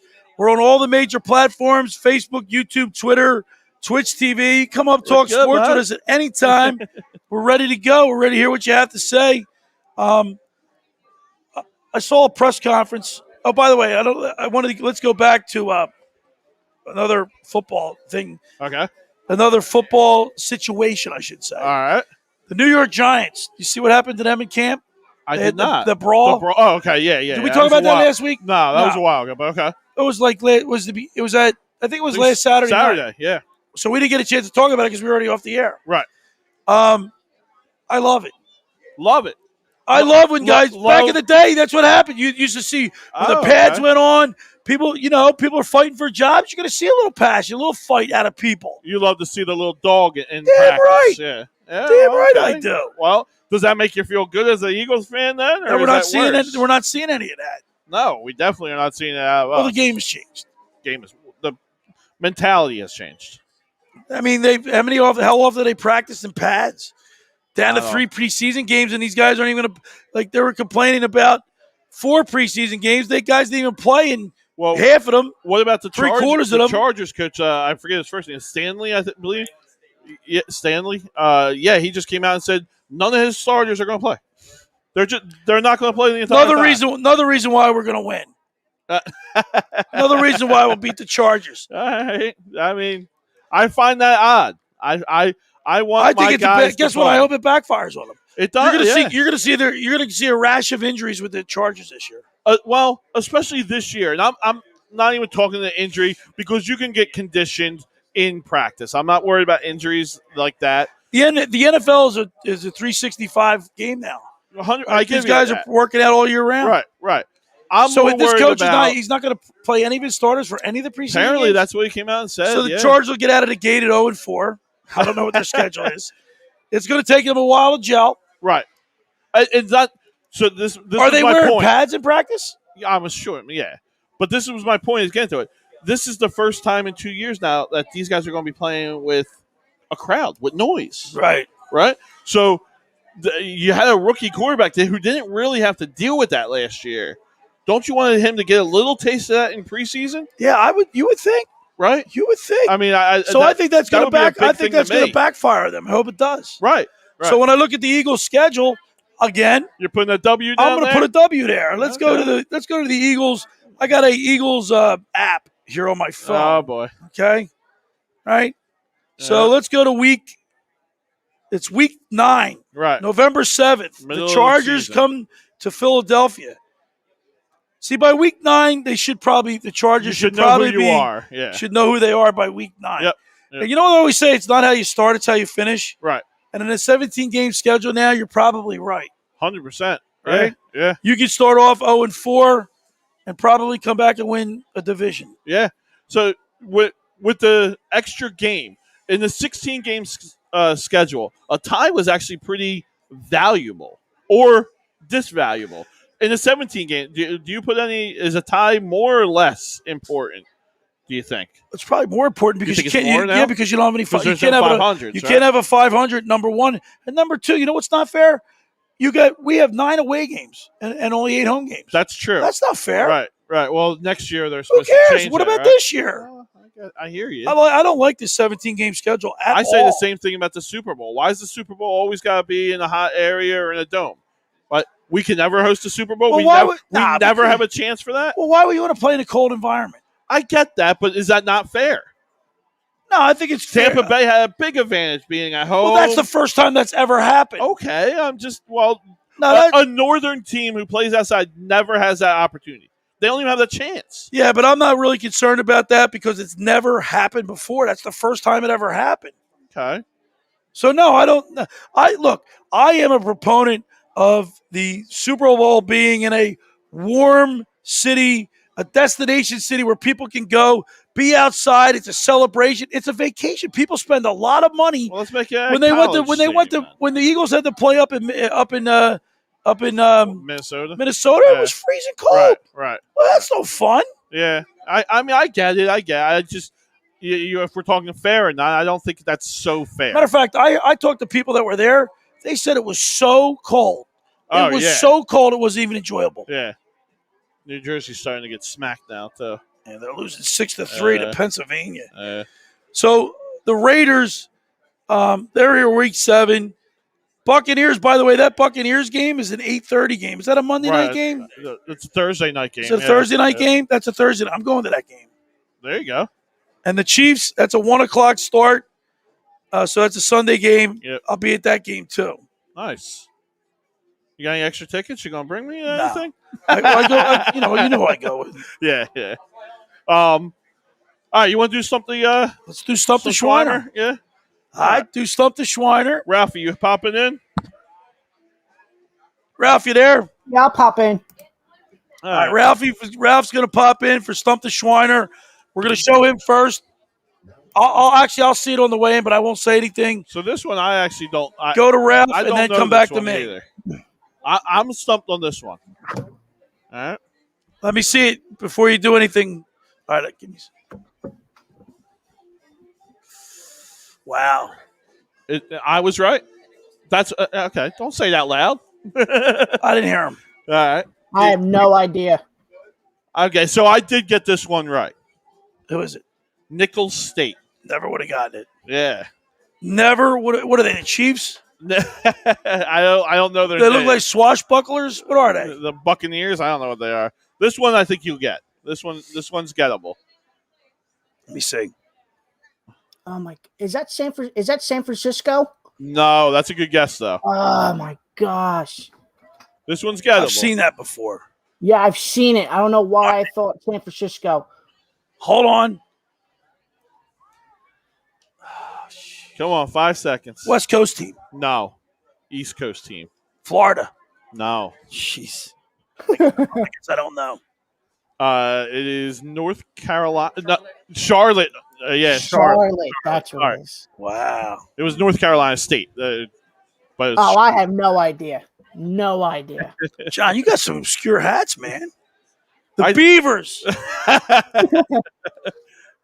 They're stumping us today, Ralph. I'm gonna have to look up this one because I don't know this one either. Ralph, they're stumping us, and we're stumping. He's stumping himself. Yep. So this is Utah Valley. Never would have gotten it. No shot.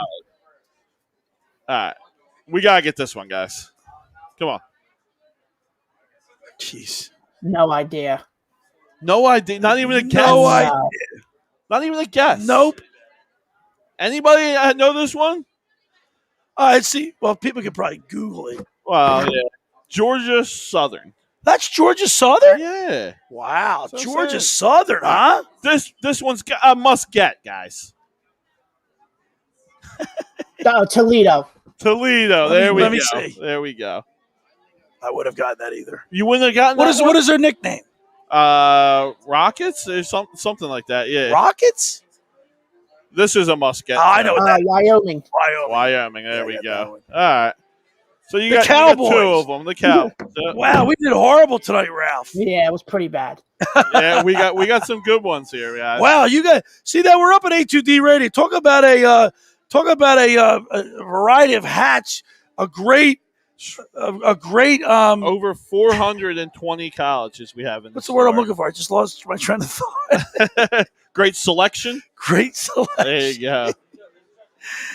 Great selection up here at all campus. Oh man. Yeah, we have over 420. I think it's 427 colleges I have in right now. That's great. Yeah, and it's just it's fun to have. Everyone comes up here and it's always. I know you guys don't have my college. I say yeah, it's right here, and it's shot. They're shocked that we have them. Hey, we're broadcasting live at all campus. Come on up and visit us on the boardwalk here in Ocean City, 1028 Boardwalk. Come on up, talk sports with us in the rant booth. We do it every Saturday night from 6 to 9 p.m. Talking sports, having fun. Phillies, Eagles, Sixers, Flyers, whatever's on your mind. It looks like we got a Tell us couple what your rant- favorite team. We got a couple And guys coming in. remind people that you want to get down to Ocean City, grilled cheese and quesadilla. Get down there, use the promo code A2D. If you come in, we'll give you a certificate, a coupon to go turn in. You get 10% off your whole purchase. Make sure you get down to Ocean City Grilled Cheese and Quesadilla, 8th and Ocean Avenue in Ocean City, New Jersey, 609-938-4534. They've got great food, great cheese, grilled cheese sandwiches, and a whole lot more. So Ben and Alex actually work here with me. Is that right? So they're stopping in tonight and they want to hop on. All right, very good. So we've already had a bunch of ranters, and we're getting more. This is pretty cool. Let's welcome into the rant booth, Ben. What's up, man? Not much. So Ben, it looks like you want to talk about the Jordan debate. Yeah, the LeBron and Jordan GOAT debate. I would have to say, you want to hear what I think? Yeah. Jordan, by far and away, yeah. He's got all the rings. All right. He changed the game. LeBron James had to go. He had to put his dream team together in Miami. Then he goes to LA where he has, they've got that tradition there, and Fair they point. put a team together. Michael Jordan went to the Bulls and turned that whole organization around with the players that they got.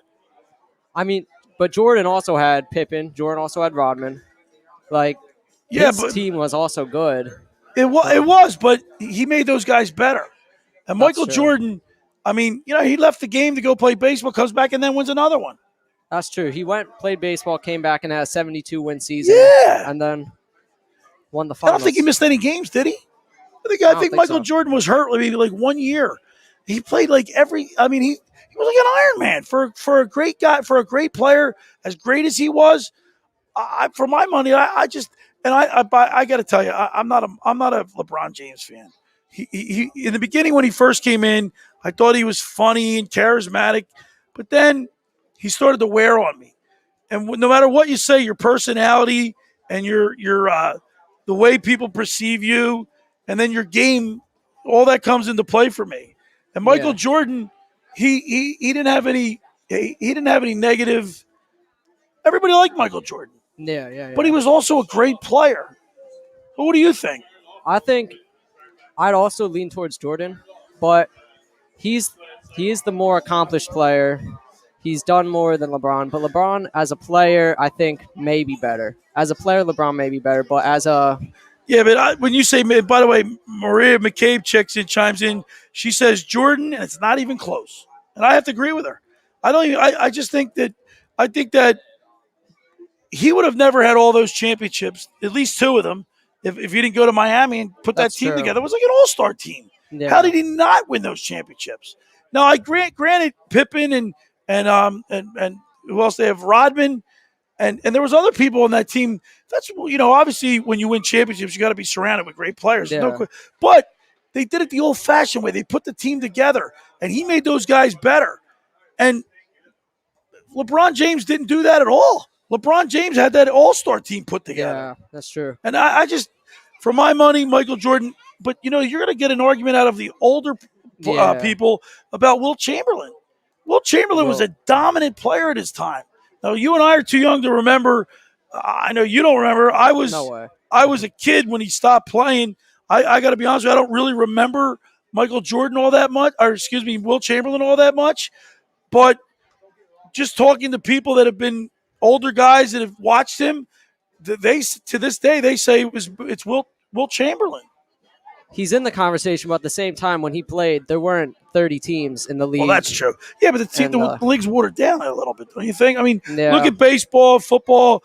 The teams aren't as good as they used to be because I don't know if that's true. Let me take that back. Because there's so many more people playing sports nowadays, and you do have. I think baseball's watered down. I don't think football's watered down. No way. Baseball's watered down. Football's not watered down. Hockey might be a little watered down, but I don't think basketball is. I think because there's so many people playing basketball. Yeah. So I give you that. But still, I mean, you look at the competition back when Wilt Chamberlain, I mean, he started to go up against some of the best, and he was dominant. That's true. That is true. LeBron James, he's just – look, I'm not taking anything away from it. Just that I'm not a LeBron. I'm not a LeBron, fan. So are you a big basketball fan? I'm a big basketball fan. Are you a Sixers fan? Yeah, for sure. So what do you think about Ben Simmons? Because we've been talking about him today. Is he coming back to the Sixers? I think he has to come back to the Sixers. I don't think they should just give up on him just yet. He's not even talking to any of his teammates. That's true. He's not even. That's true. He's not talking. I mean, I think they got a problem there. He doesn't seem to like he wants to play in Philadelphia. It's evident. He's not talking to any of his teammates. I think he's mad at Joel Embiid for the comments he made after they got eliminated by the Hawks. By the way, that loss was demoralizing. Yeah. Ben Simmons, I whether it's fair or unfair, he draws the ire of a lot of fans, including me, because of his play. Yeah. And I don't want him back. I mean, as I'm like half and half. Like I do want him back at the same time. I don't want him back. Yeah, but can he coexist? What do you think the chemistry is going to be like if he comes back to the Sixers? I think that he has to just extend his game. Like he's so easy to shut down when all he can do is drive. Like and then he drives, he gets under the basket, he ditches it out to the 3 line. Yeah. He passes up on dunks. It's stupid. And that dunk that he passed up will be forever ingrained. He'll be chastised and criticized for that his whole entire life. He'll be that's what he's going to be remembered for. Yeah. Unless he wins a championship, then all that'll be erased. But guess what? That's a pretty big if. Yeah, that pass was terrible. Like he was under the rim, had an open dunk, and then just gave it right to Matisse Thybulle, who was double teamed. Who missed it? And then he goes to the foul line and he misses one of two. Like, that's not a play you can make in the playoffs, especially when it's like that type of game. It was like a 4-point game. It's crunch time. You have to get that. But I think trading him, I don't know who we could get out of. Well, that's the thing, trading because him. his value is so low right now. Because if you're a general manager in the NBA and you know that Ben Simmons doesn't want to come back, you know that there's problems there. The fan base the majority of the fan base doesn't want him. You know, they're going to be held hostage for. They're not going to get what they want in return. Yeah. So I think Daryl Morey's probably going to try to fit a square peg in a round hole. Do you think that maybe there's a possible trade for Bradley Beal, or that's just not?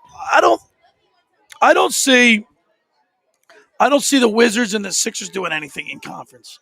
Do you? Yeah, I don't. I mean, Maybe not. But I would be very getting Beal. That would only be like another scorer that takes the ball out of Embiid's hands. And yeah. But if you're Washington, are you going to do that?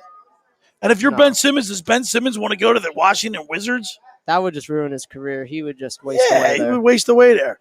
And I think the Washington Wizards know it. Yeah. I doubt. Look, anything can happen. I don't think that's happening. Let's look at some. This is a street crossing cycle period. I guess Brandon Roy, Aldridge, Burton, Robinson. Roses Garden Blazers is better than a team. They should won titles with Anderson. I don't know. That's a pretty upset. Brendan Roy, I don't know what he's getting at. Brandon Roy, Aldridge, Burton, Robinson, Batum. Matthew Rose's Garden, Blazers They is should better won a team. championship with. I don't know. Listen, the bottom line is, I don't think Ben Simmons can coexist with the current roster that's in place there. Not even talking to him. I think we're seeing the end of the Ben Simmons era.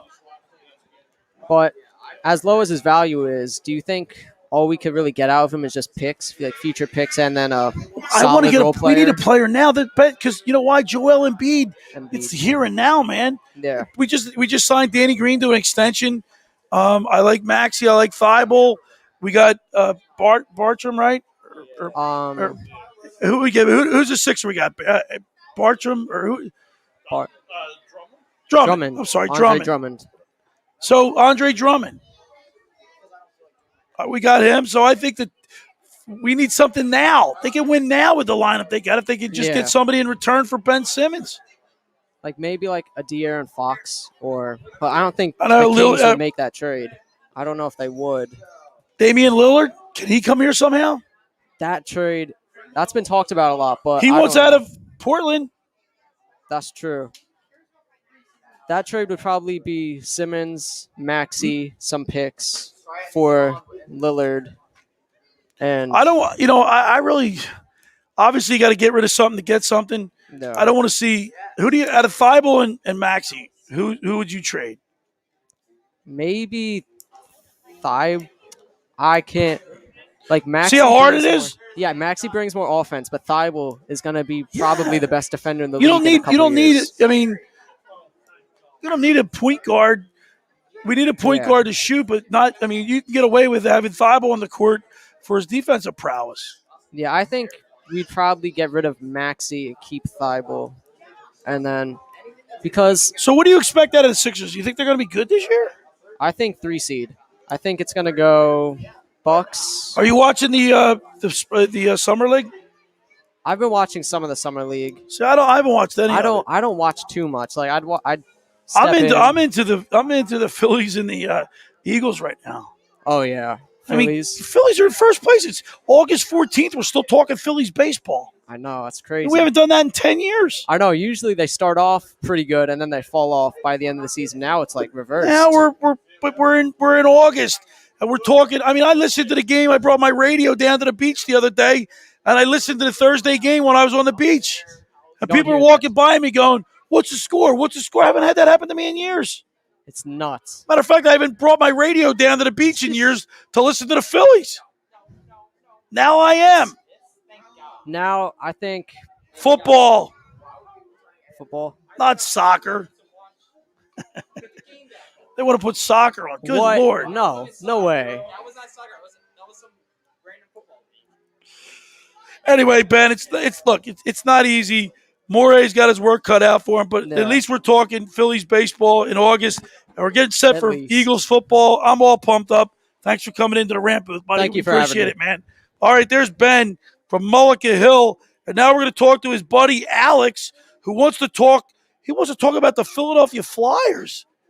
And you know what? Chuck Fletcher, who I had on my show, the general manager of the Flyers, I had Chuck Fletcher on my show a couple weeks ago after he pulled the trigger on some big trades. Let's welcome in Alex. What's up, Alex? Nice to meet you. How you All doing? right, man. Alex, what do you think about? So you're a big Flyers guy? Huge. I like all Philly. But Do you play football? No, Excuse me. What did I say? Football? Do you Uh, play ice hockey? I play. Well, I used to play ice hockey. Now I mostly do like street and roller. But Street yeah, roller? How old are you? I'm 14. The Philadelphia Flyers made some good moves. Chuck Fletcher, he obviously got to a point where he said this team is stagnating. It's not getting any better. We got to move. I think the best move that he made is getting rid of Voracek. I agree. It had to happen. It was overdue. As much as I like him, it had to happen. There are guys. You know what Charlie Manuel was funny today, and I don't know, John. You hear Charlie Manuel said when he was a player. He was talking to one of his coaches, and he said, "Charlie, you're going to be a manager one day, and you got to weed out the losers." And he thought he was talking to him about it. He said, "What do you call me, losers?" No, there are guys that aren't winners. There are guys that can put the numbers up, do good, but just for some reason or another, they just don't win. And Yeah. Voracek was one of those guys. I mean, like he was great and he put up decent stats, but like he didn't shoot the puck, which is a huge thing. Oh, you got to put the puck in the net. Yeah, and You also have got guys assisting. No two ways about it, but Yeah. I don't know. and I feel like there's people who before Fletcher was making some moves, they were like, "Oh, Hextall's gonna bring the Penguins back up." I mean, yeah, he was decent at getting prospects and whatnot, but he was afraid to make big moves like Fletcher's making right now. Yeah, he was afraid to pull the trigger. Look, Cam Atkinson, I think, is a great addition. He's got a lot of heart, 10 times more heart than Voracek. He's embracing the city. Ryan Ellis, Ryan Ellis, he's very impressive. I like Yeah. the Ritzalainen thing. I mean, he's a 6'4". big. Well, yeah, man. We need it. And those guys, the opposing team, the Flyers, people that played against the Flyers, there was no fear. No, yeah. They came across the blue We were line with their small. heads down. Nothing. I'm excited for this team. I think, and they just signed Carter Hart to a long-term contract. Well, not long, 3-year deal, But it's good for him. an extension. Maybe gave him some confidence that they're investing in their future.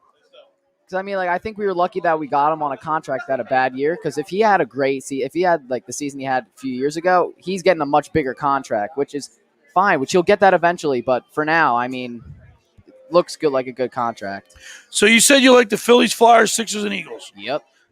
That's very comforting to hear that, because we've had people come into the rant booth with us, and the younger kids are like, yeah, I like this. I like the San Francisco 49ers. I like the Phoenix Suns. I like the Chicago Bears. You know what I mean? There's Like teams all over bandwagons the place. But I mean, like I've been always Philly. I've lived here all my life, and I mean, my mom is from St. Louis, so I support. Is that right? Yeah, so I support St. Louis teams. You like the Blues? Love the Blues. A good friend of mine, Craig Berube, the Chief. He's great. He just threw out the first pitch to the Phillies game the other day. He did. Yeah, That's cool. The Chief. Still around Philly. That's good. Yeah, he lives up in Warrington. He was Warrington. a great assistant. He was a pretty good head coach too. It didn't work out for him here. Listen, I know for a fact there's 2 Flyers that he couldn't stand. One's still on the team, and the other one was Voracek. Giroux. I just got to blow it. Is it Giroux? Yeah. He didn't like either one of those guys. I love Giroux though. I love him. Do you? I mean, Well, let's see what he can do. Think about it this way: you're born in 2006. He got drafted 2006. He's still on the team the whole time. So all That's I know right. is Giroux. That's right. And he did play in the 2010 team. Went to the Stanley Cup Finals against the Chicago I barely Blackhawks. remember. When were you born? 2006. So I was 4. I remember it. I've been a big fan forever. Now I went to my first game 2010. And he so, played great in that series, Yeah. but he hasn't And done he was the anything young since. guy. I mean, the team hasn't done anything since. Yeah. He's had some good numbers, but I don't know, man. I think what the Flyers did is better than doing nothing. Yeah, I The agree. Flyers, I'm excited for the season. I really am. I could say, I mean, like our division's good, but like you know how the Flyers have been doing this thing where they make it every other year. This year is the year we make it because last year we didn't. it's been a decade of every other year. This is our good year, so we're gonna make And it that's in. good. And Maria she said, glad the ghost is gone. They Eh. got rid of him for what, a bag of pucks and a couple bags, couple things of tape. No, really, yeah. I mean, They had to give up. They had to give up draft picks just to get rid of him. they said future considerations, but like that's not going to be. I don't think there's anything in that. I think they're just saying that just so it goes through. Like there is no future consideration. They were just trying to get rid of him. I mean, it's all right. Yeah, he look. The team was not going anywhere as constructed. He saw that. He made some moves, and he moved on. And I think that's all you can ask from a GM. The fact that you don't stay with this. If it doesn't work, what makes you think it's going to work the following year or the following year? It was time for a change, and he made it. And that's the best thing. Yeah, that's all you can do, really, to expect. I mean, I think we're going to be good this year. I really just, it all depends on how the defense does and really just like the goaltending. Our offense will come if we get time. Now, what do you think about the Eagles this year? Eagles, well. Did you watch the preseason game the other day? Yeah, Hurts looked good. Let me just say, Mullins is not the guy. When he got signed. Well, he's going to get cut. He's not but, going to play with but I was thinking when we signed him, I mean, like, he has a decent reputation. Like, he was, like, one of the best passers in his first, few games. So he was pretty good. I thought you he was mean with the 49ers? Yeah, because he has, like, him, Patrick Mahomes, and one other guy have, like, I don't know, some stat for most in a rookie season or, like, first few games. Whatever. He didn't look good the other night, that's for sure. No, whatever. So I thought when we signed him, I was like, he could actually beat out Flacco. No, not anymore now. That was terrible. Hey, we're broadcasting live up here on the boardwalk in Ocean City at all campus, 1028 Boardwalk. Come on up, grab a hat. We got a big crowd here now, man. Things are pumping up. We've had a lot of people in the ramp booth. Right now we're talking with Alex, and we're talking Flyers hockey with him. Alex is from Mullica Hill. Hey, be sure to check out Ocean City Grilled Cheese and Quesadilla. They're located at 8th and Ocean Avenue in Ocean City. Get down there. Hey, Alex, if you get a chance, get down to Ocean City Grilled Cheese. You get 10%. Take that. 10% off your purchase. John and I have been down there a few times, and I'm telling you that they got their menu second to none. Get down to Ocean City Grilled Cheese and Quesadilla. Hey, man, Alex, thanks a lot. We really appreciate it. All right. And there's Alex from Mullica Hill. Gavin's going to be next. We're going to talk sports with Gavin. We got a lot of 4-for-4s here, John, tonight. We haven't had that in a long time. It's very refreshing from the younger generation having younger fans that are Flyers, Phillies, Sixers, and Eagles. Because, I mean, that's what you got to root for the hometown team, right? All right, Gavin, what's up, man? Not much. So, Gavin, you're from Mullica Hill? Pittman. I'm sorry, you're from Pittman. Yes. I coach baseball at Glassboro. Oh, wow. Yeah, let me see. Is your thing on? I do not know. Hold on. Talk. Hey, John, I can't hear him. Yeah, he's all the way up, right? All right. Yeah, I guess I got him. All right. So, Gavin, you want to talk about the Eagles, and I know some people here, I'm not going to mention any names, weren't impressed with the Eagles in their opening preseason game. I felt that the Eagles came out and showed.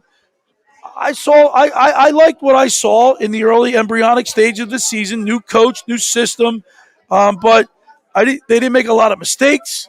They didn't jump off sides. They didn't get a lot of penalties called against them. And it was a good first preseason game. What say you?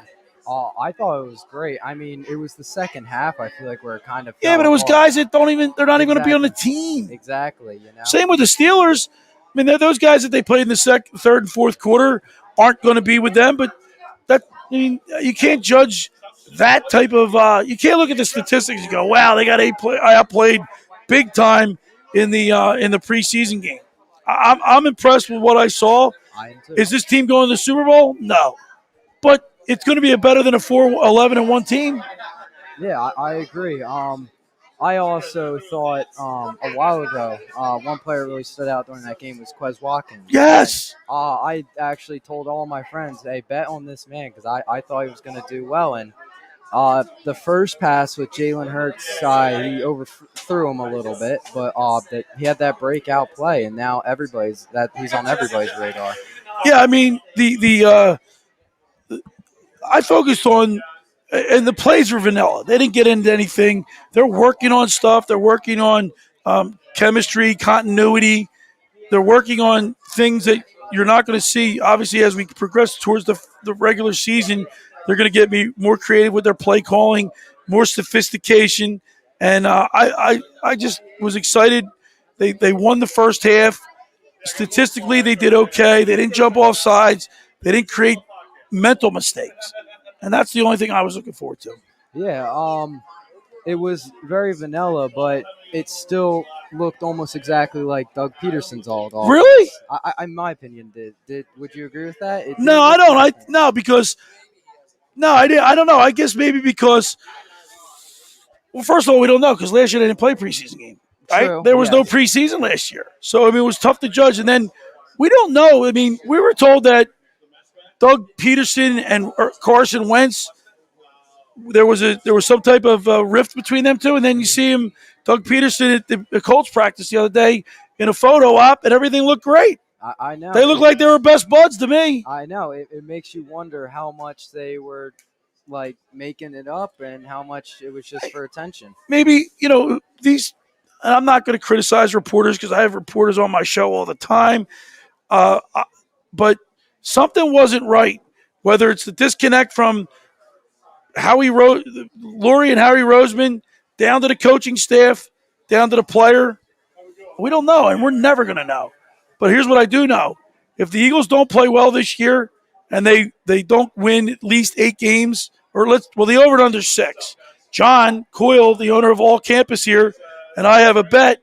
I say they're going to win over 6. He says they're going to do under 6. What do you think?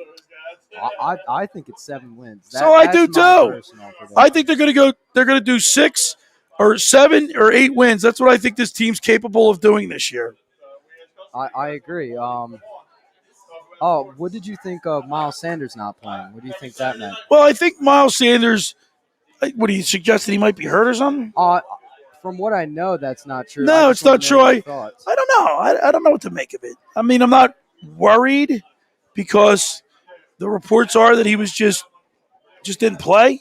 They, look at the John. I just found out that the Chargers not playing any of their starters in the preseason. So, I don't know what to believe. Yeah, my thought was the fact is that means that Miles Sanders is going to be a big part of their offense next year. Oh, there's no doubt. I think that's what it means. They don't want to risk him getting injured. They don't want to show him, and they're obviously playing very vanilla. So yeah, I'm not worried about Miles Sanders. I think he's going to be the starter. I think they're going to use all the running backs. I think Gainwell's going to be used. I think Kerryon Johnson's going to be used. I think the Eagles have a good, solid foundation in the backfield, and they're deep. So if one goes down, you're going to have other people filled in. So I'm feeling pretty good about that. yeah, I really like Kenneth Gainwell. So you think they're going to win 7 games? Yes, I do. All right. I got a Phillies question for you, and it's our poll question of the day. Are you comfortable? Are you comfortable that when we have a lead, that the Phillies will be able to hold on to it now with the addition of Ian Kennedy and the bullpen pitching a little bit better? I think so. So you agree with that? Yeah, I think so. So here's our poll question. We now feel safe with a lead in the game for the Phillies. You agree or disagree? You agree. Yeah. You said you yeah. agree with that. Yeah. I'm going to say I disagree, and I'll tell you why. Because no lead for me is safe in baseball. Anything can happen. And while I feel 50% better, I'm still not 100%. You're right. There's You know what I always mean? risk. It's the Phillies. Yeah. But we're still talking about baseball. August 14th. It's a Saturday night. We're in Ocean City, and we're still talking about baseball, which is something we haven't done in 10 years. Yeah.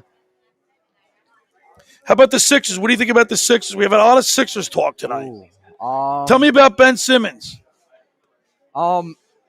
My personal thing is I think give him one more year, but he's requested a trade, and I kind of He doesn't want to play here. I just think it's. I think the chemistry, I think bringing him back they'll be doing themselves a disservice. I don't know if they can repair and heal the fractured relationship that it appears to be having with Joel Embiid. I mean, he hasn't talked according to the press, that we don't know, but according to the media and other sources, he's not talking to any of his teammates. Yeah, I have also heard that. I don't know. And the Andre Drummond signing is also a little throwing me off because is that his replacement, or do you think he's going to stay to? No, Andre center? Drummond's replacing Dwight Howard. True, yeah, but I don't know. That was my first thought, and then I kind of was just like, yeah, I don't think that's going to happen. Yeah, I think I think for sure that they've got the pieces in place. They just need to figure out what they're going to do with Ben Simmons, because I think it's a win now mentality. They have to get somebody in a trade for him that's worth it. I mean, you don't want to just give him away, but Yeah. but I think general managers around the league know that the situation in Philadelphia is untenable, and they're going to try to take advantage of it. Yeah, I agree. Joel Embiid's still in his prime. We don't know how much longer that's going to last. Might as well go into win now mentality. And Maria just said, how can you keep a guy who can't play in the fourth quarter? I mean, how true is that? That is true, but I really think that was all mentally because if you look, there was that one play. I think it was the last game. Was the dunk? Yeah, the dunk, dunk, and then he couldn't- passed it off to Thibault, which I can't remember if he made it. No, or he not. missed it, and then he missed one of the foul shots. Yeah, I mean, I really think He'll be listen. confidence. He will be forever chastised and ridiculed for that. Mhm. He'll never get over it. No. All right, Gavin, man, thank you so much. Thank I really you for having appreciate you me. coming Yeah, into the rant no booth, problem. talking sports up here with Gavin from Pittman, New Jersey. And we're up here at All Campus on the boardwalk in Ocean City. We're in the rant booth powered by A2D Radio. We're on all major platforms, Facebook, Instagram, Twitter, YouTube, you name it, we're on it. Of course, Ocean City Grilled Cheese and Quesadilla is one of our sponsors. Get down to see them. They have the greatest grilled cheese sandwiches in Ocean City and other items on their menu. 8th and Ocean Avenue in Ocean City, New Jersey. Make sure you get down there. And, of course, when you get down there, use the promo code 82D. You come into All Campus and get yourself a coupon with the promo code. Use it, get 10% off of whatever you buy. That was a lot of fun. Are we going to get a football game on here? I do not have a football game on here. I do Why not not? have the channels for I it. thought you had it, Big Nah, John. I thought we did too. I do not have the channels for it here. Because I can't think of anything more boring to watch than Charlotte and Toronto in a summer league game. Well, this is what we got. So it's either that or Is watch it- New Jersey getting smacked. Wait a minute, isn't there a football game on one of the major channels? No, not, No, that I not was tonight? aware of. Not that How I about saw. this? Because somebody says Seahawks and Raiders are on. Seahawks and Raiders? What channel, guys? Tell us me the know. channel. Seahawks? Yeah. So we're broadcasting live up here on the boardwalk at All Campus. We're in the rant booth powered by A2D Radio. We're on all the major platforms, YouTube, Instagram, Facebook, Twitter, Twitch, you name it, we're on it. Of course, we're here every Saturday night. John, we're always having a lot of fun up here, man. Oh, I love having it. All This the is guests, so much all the fun. people come up here. A couple of those guys, they actually work for me. Is that right? They're the morning crew, so they wanted to come up here at night and check it out. And they're good kids, really sports knowledgeable. That's another reason why I love working up here and being up here. Is everyone that comes into this store, you're talking sports all day long. We talk sports. If It's you absolutely love amazing. what you do, you never work a hard day in your life. Yeah. It's absolutely a dream to be on the ocean, watching the water every single day, talking sports, watching sports. How about Maria? Is that Maria McCabe? Yes. She's really a knowledgeable sports fan. So I actually, Do you know Maria personally? I actually just met her at the Eagles game. Get out of town. Yeah, she was at the Eagles game. I went and said hello. And Is she very a nice college lady. student or is it a woman? No, yeah, she's a woman, and I don't know what she does professionally. I don't really know. Very her knowledgeable outside. about sports. Very knowledgeable about sports. She's chimed in every single week, and we thank you for the support. I think we're saying her name. I don't know. Mora? Is it I Moira? believe? Well, it's Yeah. Moira. Yeah. Oh, Mora? she's 33. You know, Yeah. by the way, John, I like when women chime in, Yeah. and I'm telling you, Women and kids. Yeah. the women when they're passionate Yeah. and interject. I like it because it gives it a different perspective. Yep. From a woman's point of view. Yeah, and it's a little bit fun. Maybe she ought to get in touch with me because who knows? Maybe I could put her on my show on ESPN. Put her on the show. There you go. Because I'm always looking for. I tell her all the time. I tell her when I talk to her. Why don't you give her my contact? You know how to contact her? Yeah. More, get in touch with John. Maybe I can. We can meet and talk, and we can get you in the studio with me on 97.3 ESPN. I'm always looking for new and innovative and people with new ideas and different points of view.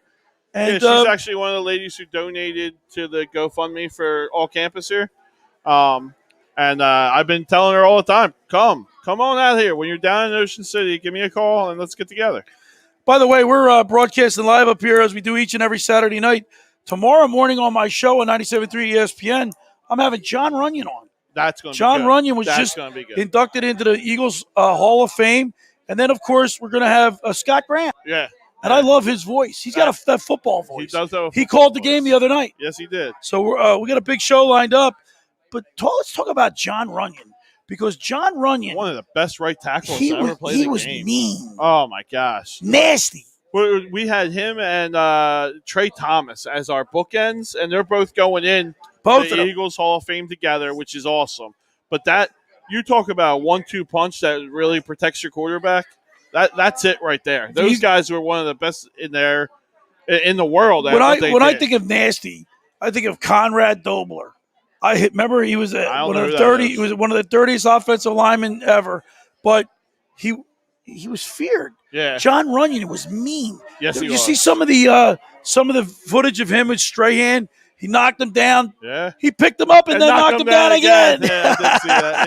Yeah, they showed that on one of the highlights during the game. That was great. Yeah, that's what you need. Football's a nasty game. Yeah, that's what hockey needs.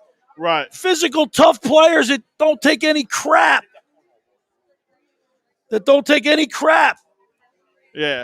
definitely. Yeah. Runyon was one of them. Trey Thomas was another one. And it's going to be nice to see them. I would actually like to be at that game. I forget the date that they said that they were going to go in. Well, they got inducted. Yeah. No, they just got announced. Announced, right. Right. But the game game itself, they go into, I'm not 100% sure what game it is. I forget. But it's actually a game I would actually like to go to. So there is a game where they're going to be actually officially. Yeah, halftime. I believe they're going to do it. I thought it was Thursday. No. Did I jump the gun with him? You did. Yeah. That's all right. He was. So they were announced that they were going to go in. Yeah, I'm very happy for him. John's been I don't want to say a frequent guest, but he's been a guest on my show a few times. Right. And so I'm looking forward to talking to him tomorrow. But like I said, the Philadelphia Eagles, when I was a kid, when they were perennial losers, they lost from 19. Geez, I don't know, from 19.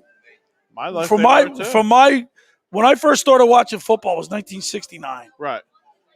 My first recollection of any Super Bowl was Super Bowl III. Okay. With Joe Namath with the guarantee. Yep. Joe Namath was the coolest he was athlete quarterback ever to play the game. As far as being, if you look at Joe Namath's numbers, he didn't obviously play. His career was cut short by injury. Right. Dealt with a lot of injuries throughout the career. But if you look at his numbers, it's unbelievable. He changed the game. He did. He really did. And that's why he's in the Hall of Fame. Some people say it's not deserving. I disagree. He's the first real big star. Yeah, I think he's the first real big star of the game also. But my first recollection was that 69. Okay. From 69 to 1980, the Eagles stunk. Horrible. They were, 70, 78, 79, obviously, they turned the corner. Right. But until they got to the Super Bowl, they didn't win it. Yeah. But it wasn't fun to watch the Eagles. But you know what? They still sold out. Every game. Every game. The Eagles fans are true fans. Now, do you think they go out there to boo? I don't mind. Look, I don't mind the booing. No, neither do I. And I don't. To be honest with you, every time I've had an athlete on my show, they don't really. The ones that I've talked to, right? They say, "Hey, man, when I'm playing like crap, I want to be told. I deserve it. I deserve it. I deserve it. I deserve it." Yep. and we give it to them, right? And we give it to But them. we also give them the praise when they get it too. That's right. So it goes both ways with Philly fans. We'll Hey. praise you when you're good. We're broadcasting live up here on the boardwalk at all campus. 1028 Boardwalk. Come on up, talk sports with us. We're on the ramp. We're in the ramp booth, powered by A2D Radio on all the major platforms: Twitter, Facebook, Twitch TV, Instagram, YouTube. You name it, we're on it. Come on up and talk sports with me, John Coyle, the owner of All Campus. Got a great selection of hats in here.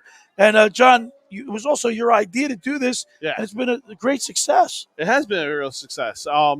We have been struggling on what to do in our off season here because this is a seasonal store.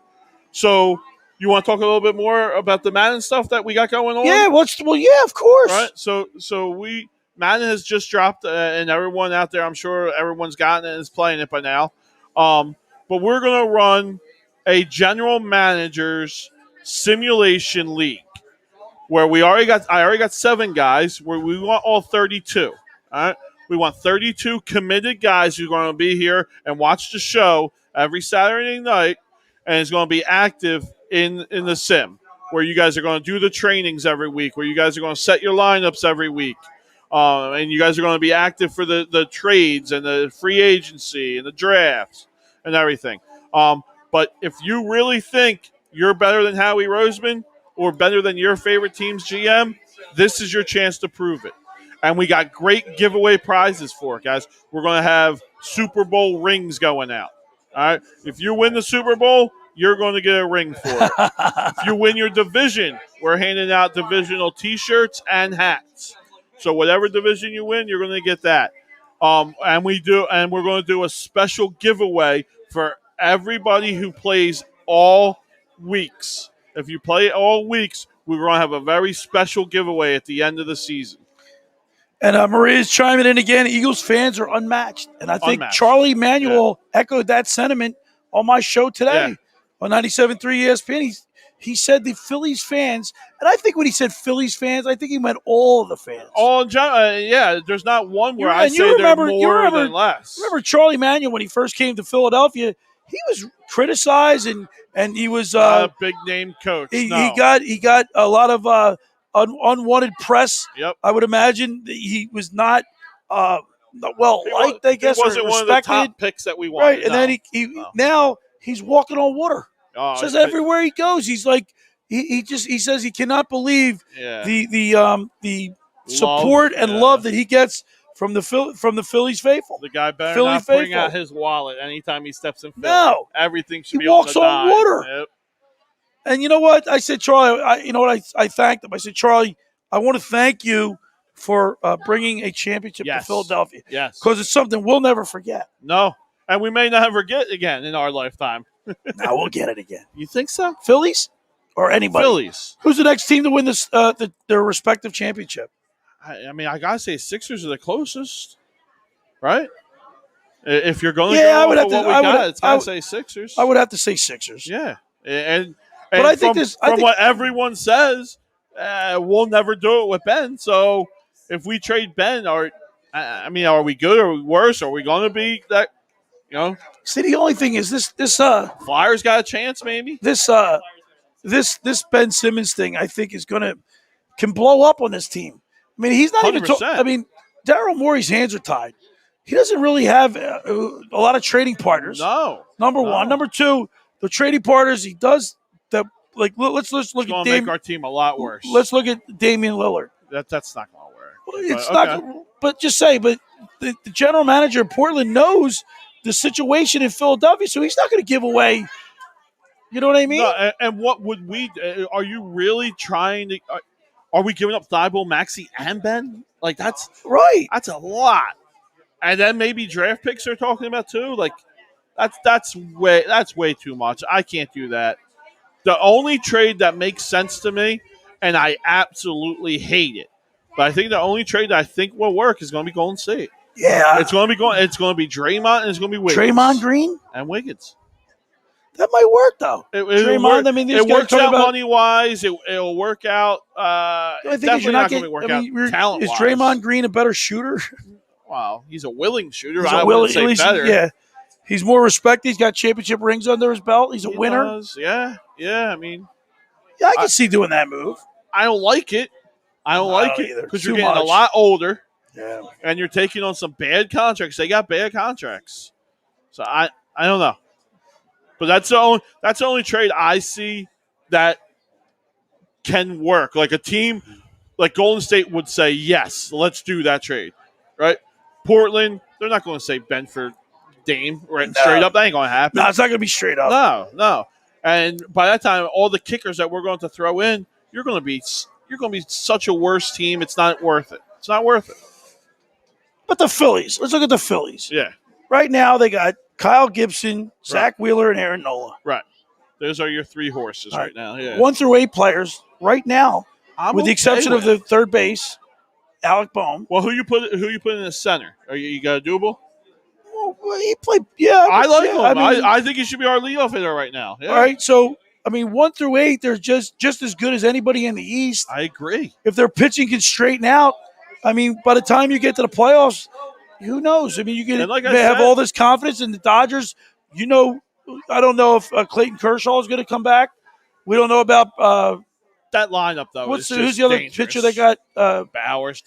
Done. He's not coming back. No. So what? Giants. Are you afraid of the Giants? I'm Giants. not afraid of the Giants. They play good baseball. They play real disciplined baseball. But I'm not afraid of them. No. So Milwaukee's a tough team. They're another one. Yeah, they play good baseball, but they don't have that guy on paper where you're just like. And anyway, look at the 2009 Phillies. That team was better than the Cardinals, but yet the Cardinals won that game, won the series. Yep. Or was that 2011? No, that was 11. Yeah, I'm sorry, 11 because we lost to the Yankees. We went to the World Series. Look at we could have beat the Yankees too. Yeah. Cliff Lee. He didn't pitch that well. Yeah. Yeah. But you're right. And I believe a couple of our people said in the chat here, get in and let's see what happens. Yeah, just get in. Let's get in and see what happens. And I'm okay with that because it looks like if it lines up like now, we play Milwaukee first round. Right. And then you're going to eliminate who we all say are one of the best two teams. One of them is going to get eliminated. Right. So you never know. Maybe it goes 5 in the first round for the Giants, take the Dodgers 5.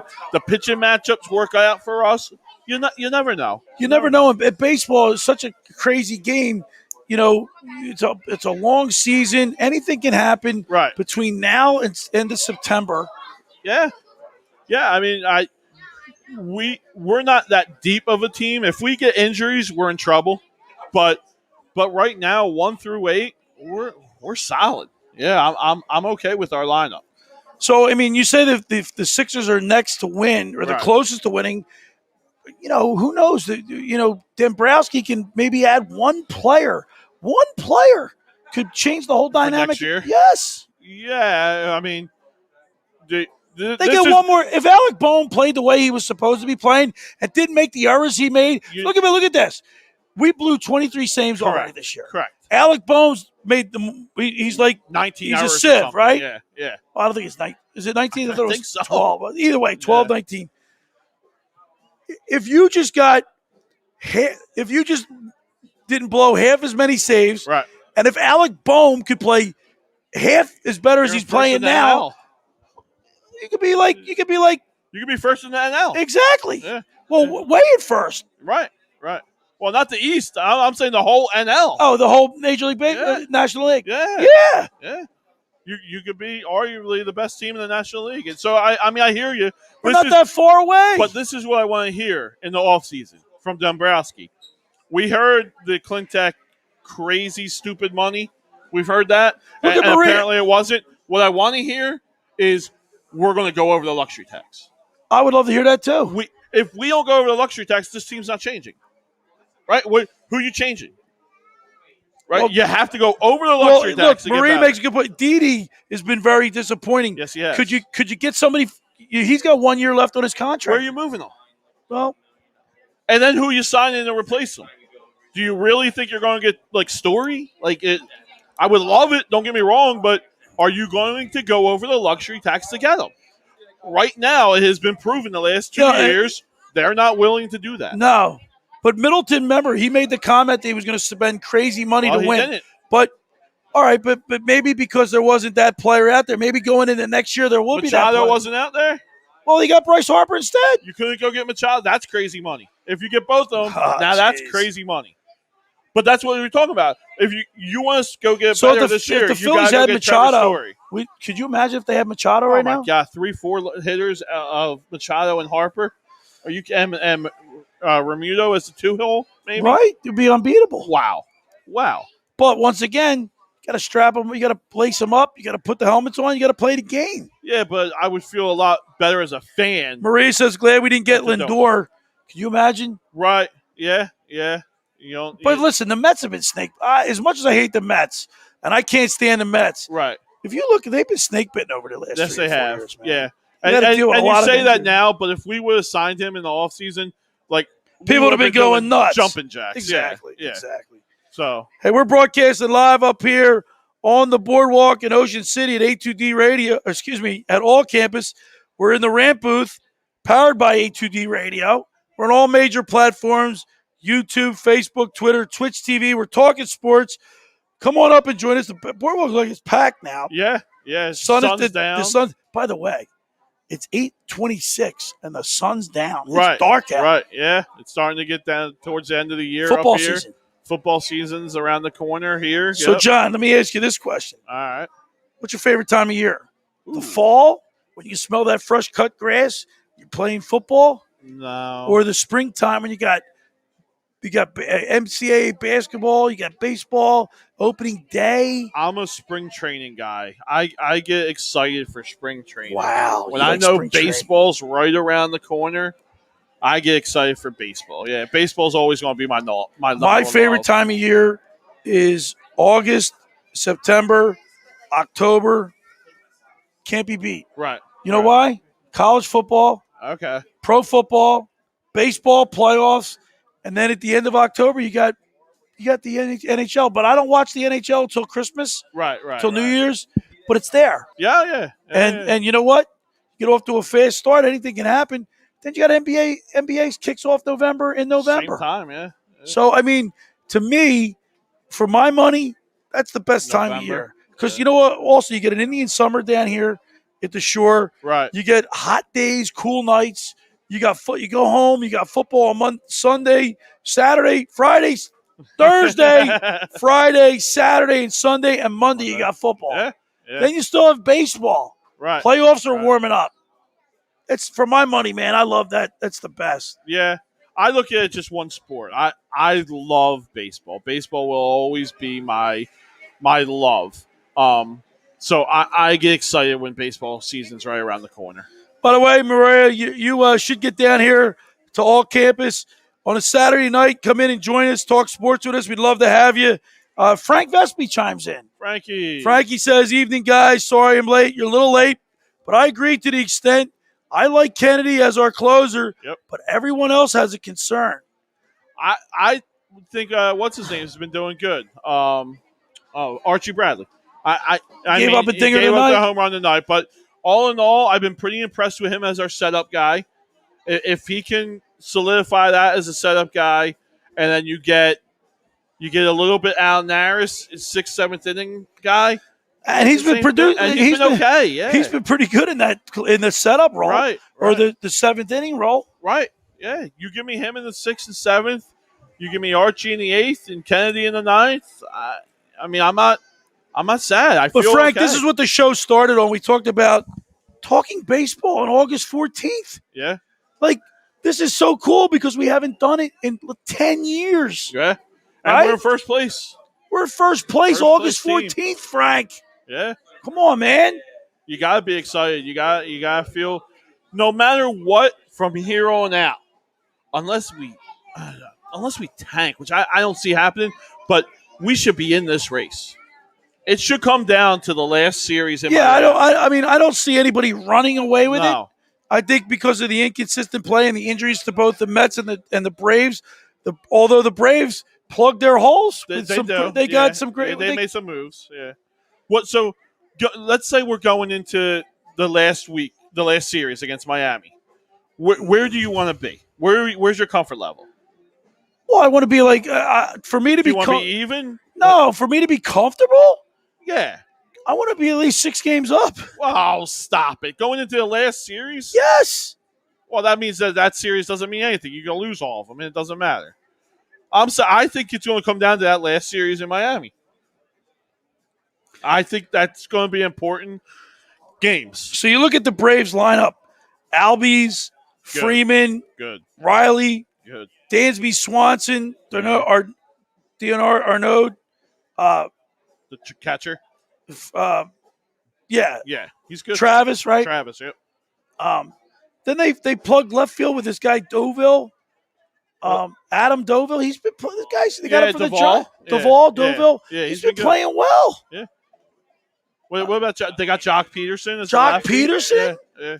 I mean, they really did a good job filling the plugging the holes with They these always injuries. seem to find who's their third baseman? Riley, right? Yeah. I mean, where did he come from? Like, you know what I mean? They seem to always find guys, and we can't find guys anywhere.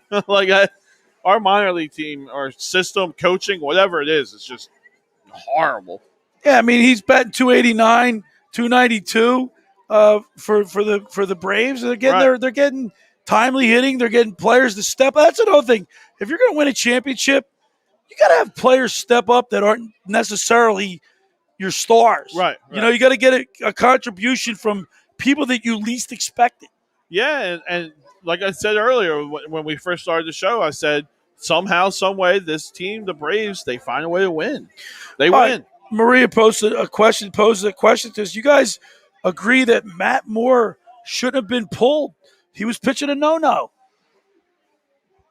No, and I found it funny. Because remember, it was only 2-1 at the time. No, it was 2-0. It was 2-0 when he got pulled. That's right. It was 2-0. And the Braves, listen, the Reds have an explode. They can smash the ball. Right. They've got home run power potential. Yeah. And Matt Moore does surrender homers. Well, this is my only question to it, right? It's a close game, and it's the bottom of the 6th, and we're batting. Adubo gets a single to lead off the inning, and Matt Moore's next. And he got a bunt. He laid it down. Right. But then the top of the 7th, you come out with Naris. Why not pinch hit there? Why are you letting him hit if he's not going to come out to start the inning? Yeah, it doesn't make any sense. It doesn't make – I don't – is that an analytics move? Is that I don't know what that move is. You know what? That is kind of weird. He did his job. He got the bunt down. Right. And then he comes out with Naris. And what was he at? Maybe 75 pitches? Yeah, maybe 76. Maybe Matt Moore, because he got down a good bunt and he said, hey, listen, he might have talked to Joe Girardi and said, listen, let's go with, I don't know. I would love to hear the interview. I know we'll never know the truth. We'll never know the truth. But it's just I'm sure it's a question that was asked, right? Because that hit me funny, and it hits me funny as a baseball guy. That's a weird situation to have happen. Maybe he didn't have anybody that was as good as Bunner. Or didn't want to waste. Maybe he didn't want to waste the guy just to sacrifice. I get that. But in a close game, or I don't know. I just don't think. Obviously, he didn't anticipate a big inning like they end up having. Right. So maybe he didn't want to waste. He didn't want to waste the guy. Well, you got Bohm. You got Bohm. He's not a bad hitter. I'd rather have more up. No. But you know what I mean? Like I just don't. I don't get the move. And not other than the fact out. that he didn't want to waste. What I'm saying is maybe he wasn't confident this team. It's the 7th inning, you got guys to waste. Yeah, on a sacrifice. Listen. If that was the move, okay. Remember, it's a 2-run game against a team that has the potential hit the ball out at any moment. If that was the move, okay. Which we saw that because Archie Bradley gave up a dinger, made it 3-1. Right. I just, it's an odd baseball move, in my opinion. I think it's odd, but I think that now that we talked about it and said, look, he didn't want to waste the player, but he was going to. They knew he was going to bunt because it was a close game. Okay, so no matter who was out bat, that he was going to bunt. He was going to bunt. Okay. So maybe that's the only explanation I can give you. Okay, all right. I mean, I buy it. But you buy it, but you don't agree with it. Probably. I don't like it, but I buy it. Right? Yeah. I mean, I think if you're going to let him hit, you let him pitch. Hey, we're up here at the boardwalk at All Campus on the boardwalk talking sports as we do each and every Saturday night from 6 to 9. in the rant booth on A2D Radio, powered by A2D Radio. We're on all the major platforms: Instagram, Twitter, Facebook, YouTube, Twitch TV, you name it, we're on it. Come on up and talk sports with us. Buy a hat, 10% off. Talk sports for 10 minutes, get 10% off the hat. Yeah, it's a great concept. We just got a big rush here. I don't know how much we got time-wise here. Oh, we're back to 20 minutes. We have about 20 minutes left in the broadcast. And John, it goes flying by. It goes by real fast. I mean, it seems like we just started talking about it, but we had about 15, maybe 17 ranters tonight. Right. People come in and talk sports with us, and then when you're talking to people, it makes time flies. Yeah, time goes by fast up here. Nice relaxing mode. You get people walking by trying to get their face on the screen all the time. But it's another fun night. I was satisfied with Matt Moore's pitching performance today. Yes, satisfied. He did a great job. We got one more. We got time for one more. We got time for one more. Absolutely. So we're gonna continue. We're gonna continue with the rant booth here. We got about 20 minutes left in the program. We're up here at All Campus on the boardwalk in Ocean City, New Jersey. Make sure you get down to Ocean City Grilled Cheese and Quesadilla. Use the promo code A2D and get yourself 10% off your entire order. By the way, these grilled cheese sandwiches are the best in the on the island, just like your mother made. But they also have a great menu. They're located at 8th and Ocean in Ocean City, 609-938-4534. Get down to Ocean City Grilled Cheese and Quesadilla. Let's welcome into the rant booth, Ben. What's up, Ben? How are you doing? All right, man. What are you, a big Buffalo Bills fan? Yes, sir. Why are you from the area? I'm from Rochester, New York. All right, man. You're down here on vacation. How you like Ocean City? It's pretty crappy, to be honest. You really don't? What don't you like about it? There's no alcohol. A lot of trashy people. Yeah, no alcohol. A lot of trashy people. Is that right? Yeah. Have you been to Wildwood? I have been to Wildwood. I was there for senior week. What'd you think of Wildwood? I got the tire cap stole off my car. That was pretty nice. Really? Yeah. Rochester's pretty mellow compared to down here, man. These people are. Rochester's full of old people. Is it really? Mm-hmm. So it's mellow up there then. Yeah. Rochester. So you're not having it. So you get your hubcap stolen off your car? Yeah. What kind of car you have? I drive a Cadillac. And what did you have? Gold plate, gold rims? They were gold, yes. Were they really? Yeah. No, they weren't. Were they really? Cadillac. You had gold rims? No, they weren't. It said Cadillac in gold. Right. Oh, they took that off. Okay. Yeah. All right. So what about your Buffalo Bills? First of all, I'm sorry about your experience down here. We don't like to hear that. Don't worry about it. I think the Buffalo Bills are going all the way this year. Give us a follow if you can, but that's all we ask. Your quarterback, Josh, he got a new contract. $238 million. First time since Jim Kelly. The Buffalo fans have something to really cheer about, right? I don't know. We had Ryan Fitzpatrick. What do you mean? Well, he didn't play well, did he? He was good. He was great for 1 year. For 1 year, it was a flash in the pan, right? Yeah. But I mean, look, I watched the Buffalo Bills a few. Obviously, I didn't watch them like I watched the Eagles, but I did get to see Buffalo, and I like their game. I like the fans are passionate. They're big football fans. You only have two sports in that city, right? You have hockey and Sabres and Toronto Blue Jays. Yeah, but they went back to Toronto, right? Yeah. Did you go to any of those games? I've never been to a baseball game. I'm not a baseball fan, but I went to 2 Bills games last year. So what sports do you like? Just football and hockey? Football, hockey, basketball. Sabres sucked this year, didn't they? The Sabres have always sucked. Well, no, not always. The last 5 years. Now, I remember the French Connection. That was Gilbert Perreault. That was before I was born. Rene Robert and Billy Martin. Shout out Ryan Miller. Shout out Ryan Miller. But Buffalo's a proud hockey town, man.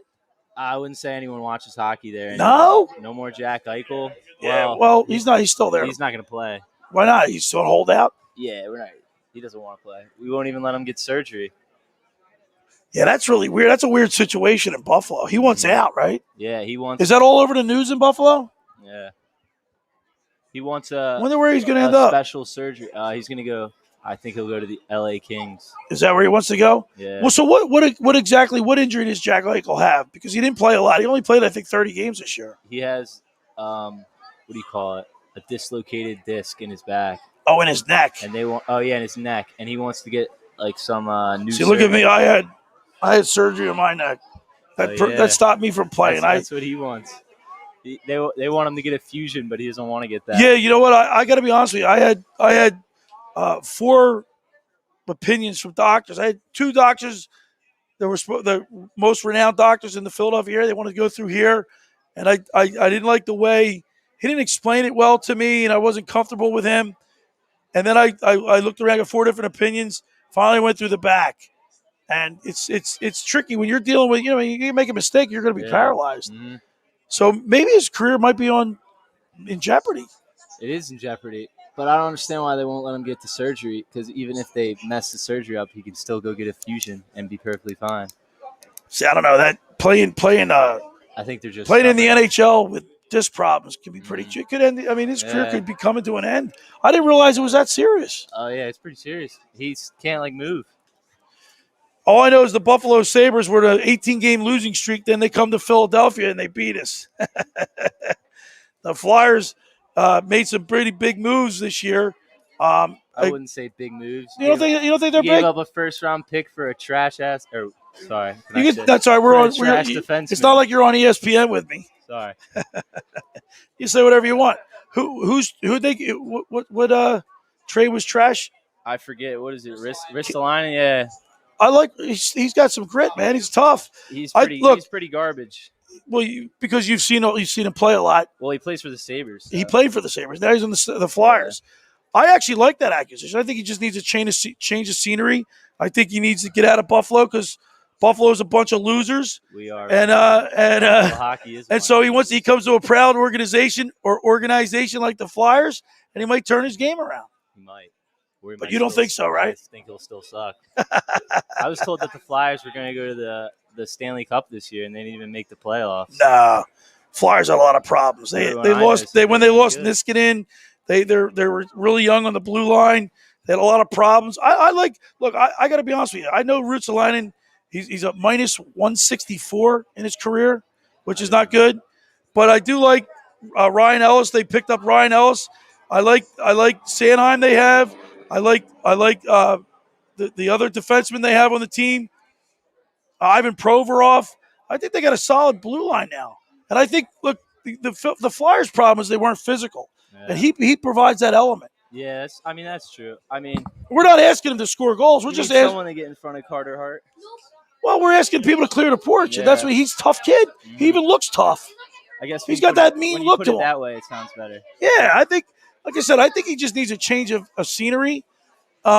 Is he a great offensive defenseman? No. Can he clean the front porch out? Yeah, that's what we need. That's what the Flyers need anyway. So one man's trash is another man's treasure. You could say so, right? Yeah. All right. What do you think? What do you think? The Bills going to make a push to the Super Bowl this year? I don't see why not. Who's going to stand in their way? Who's going to stop that? I don't know. Maybe the Chiefs. Yeah, I would say the Chiefs. I would say the Chiefs are going to be the team to beat. Yeah. Colts. Cleveland. I don't think Cleveland. Carson Wentz.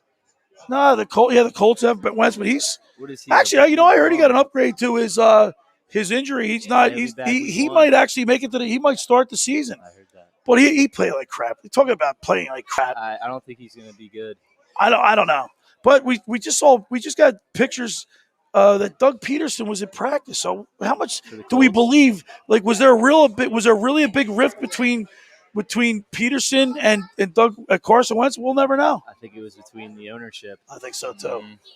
So all right, Ben. Thanks a lot for coming into the rant booth. We appreciate it. Keep us straight on Ruotsalainen. We like that, but we hope you're wrong.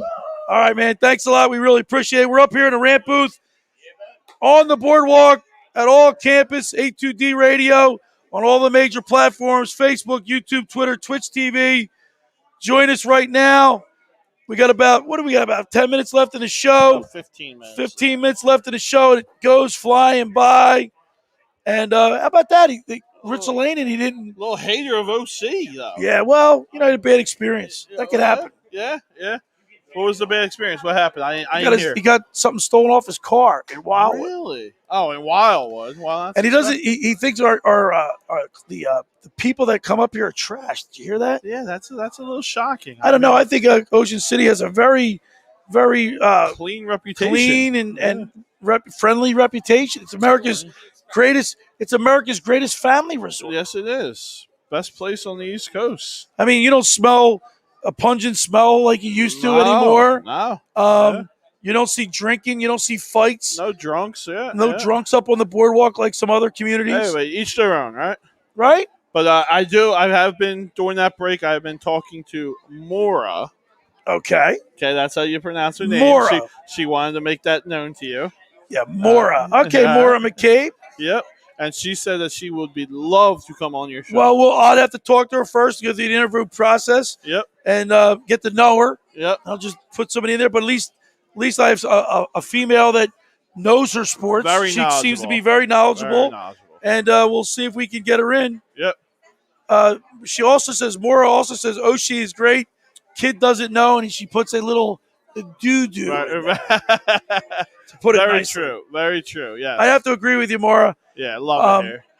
Yeah, man. Like, one man's trash is another man's treasure. So Ristolainen, right? Let's get into that because Yeah. Ristolainen, he was a minus 164. Okay. Well, tell me a player on their team that wasn't a minus. I was going to say they sucked. Yeah. So it wasn't just him. No, the whole. No, I like that. I like that statistic plus minus. You do. But when you play with a bad team that can't get out of its own way, you got to throw it out the window. Yeah. The kid's 6'5". He looks mean. He can skate. He can puck handle. There's not a skill he can't do. He can score. By the way, he's Rorio Rutsalainen's son. He's got it in his genes. He's got the blood. He's got the bloodline. Yeah, to me, that's a great move. Not only because it definitely makes us better, he's young. Yeah. He's going to be a staple. He's only 26 years old. I'm hoping him and Provy for 10 years. See, I think he comes to Philadelphia. His career is rejuvenated because he's out of a team. Yeah. You heard Ben from Buffalo. They stink. Yeah. He said they stink. Yeah. Yep. He said they were the worst organization. Right. And when you're mired in, you have no hope of winning. Right.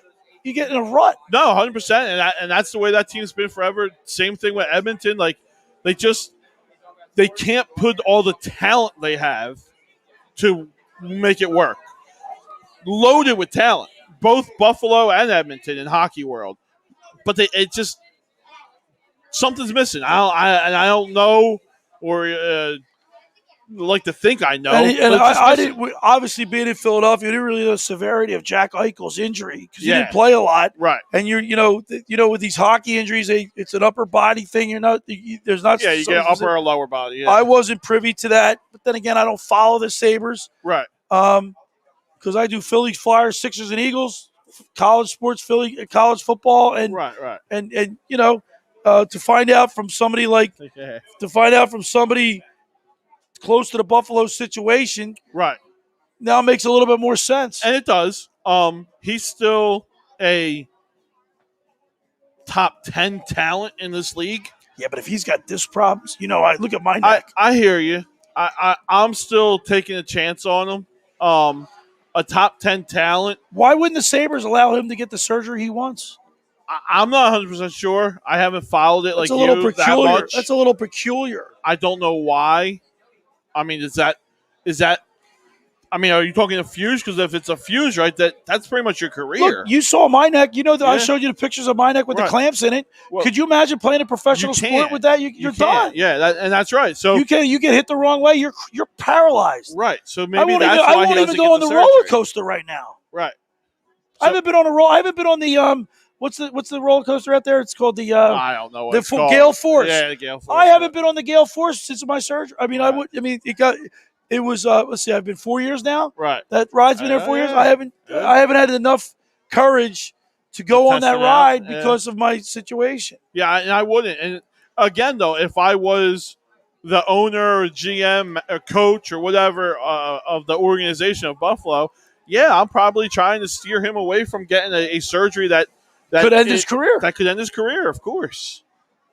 And maybe that's why they want to keep it silent so they can trade him.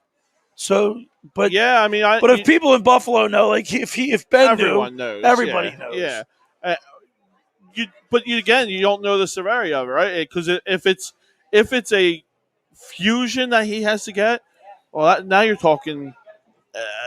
That's career. You're done. Yeah, that's career. But if it's just a bulge disc or something like that, that's fixable. Right. Look at Mario Lemieux. He 100%. I mean, there you go. Yeah. But it was lower. Yeah. But that was lower body. Yeah, It's all bad, but it wasn't in the neck. right. The way the hockey is nowadays, also, it's not as rough. It's not as Well, physical. nah, it's still no. Playoff It's not hockey as is, as tough, okay. but it's still a fast paced. Very fast. When you get hit, hit at a higher rate of speed. Yeah. I just think that the frequency of the big hits are dramatically lower than what they were when we were watching as kids. Yeah, because you There's know, no obviously- open ice hits anymore. Right, there's no open ice hits. Right. With that being said, though, the players are bigger, stronger, and faster. Yes, they are. And the hits is just as violent. But the Okay. game itself isn't as tough as it used to be. Right. Still one of the toughest.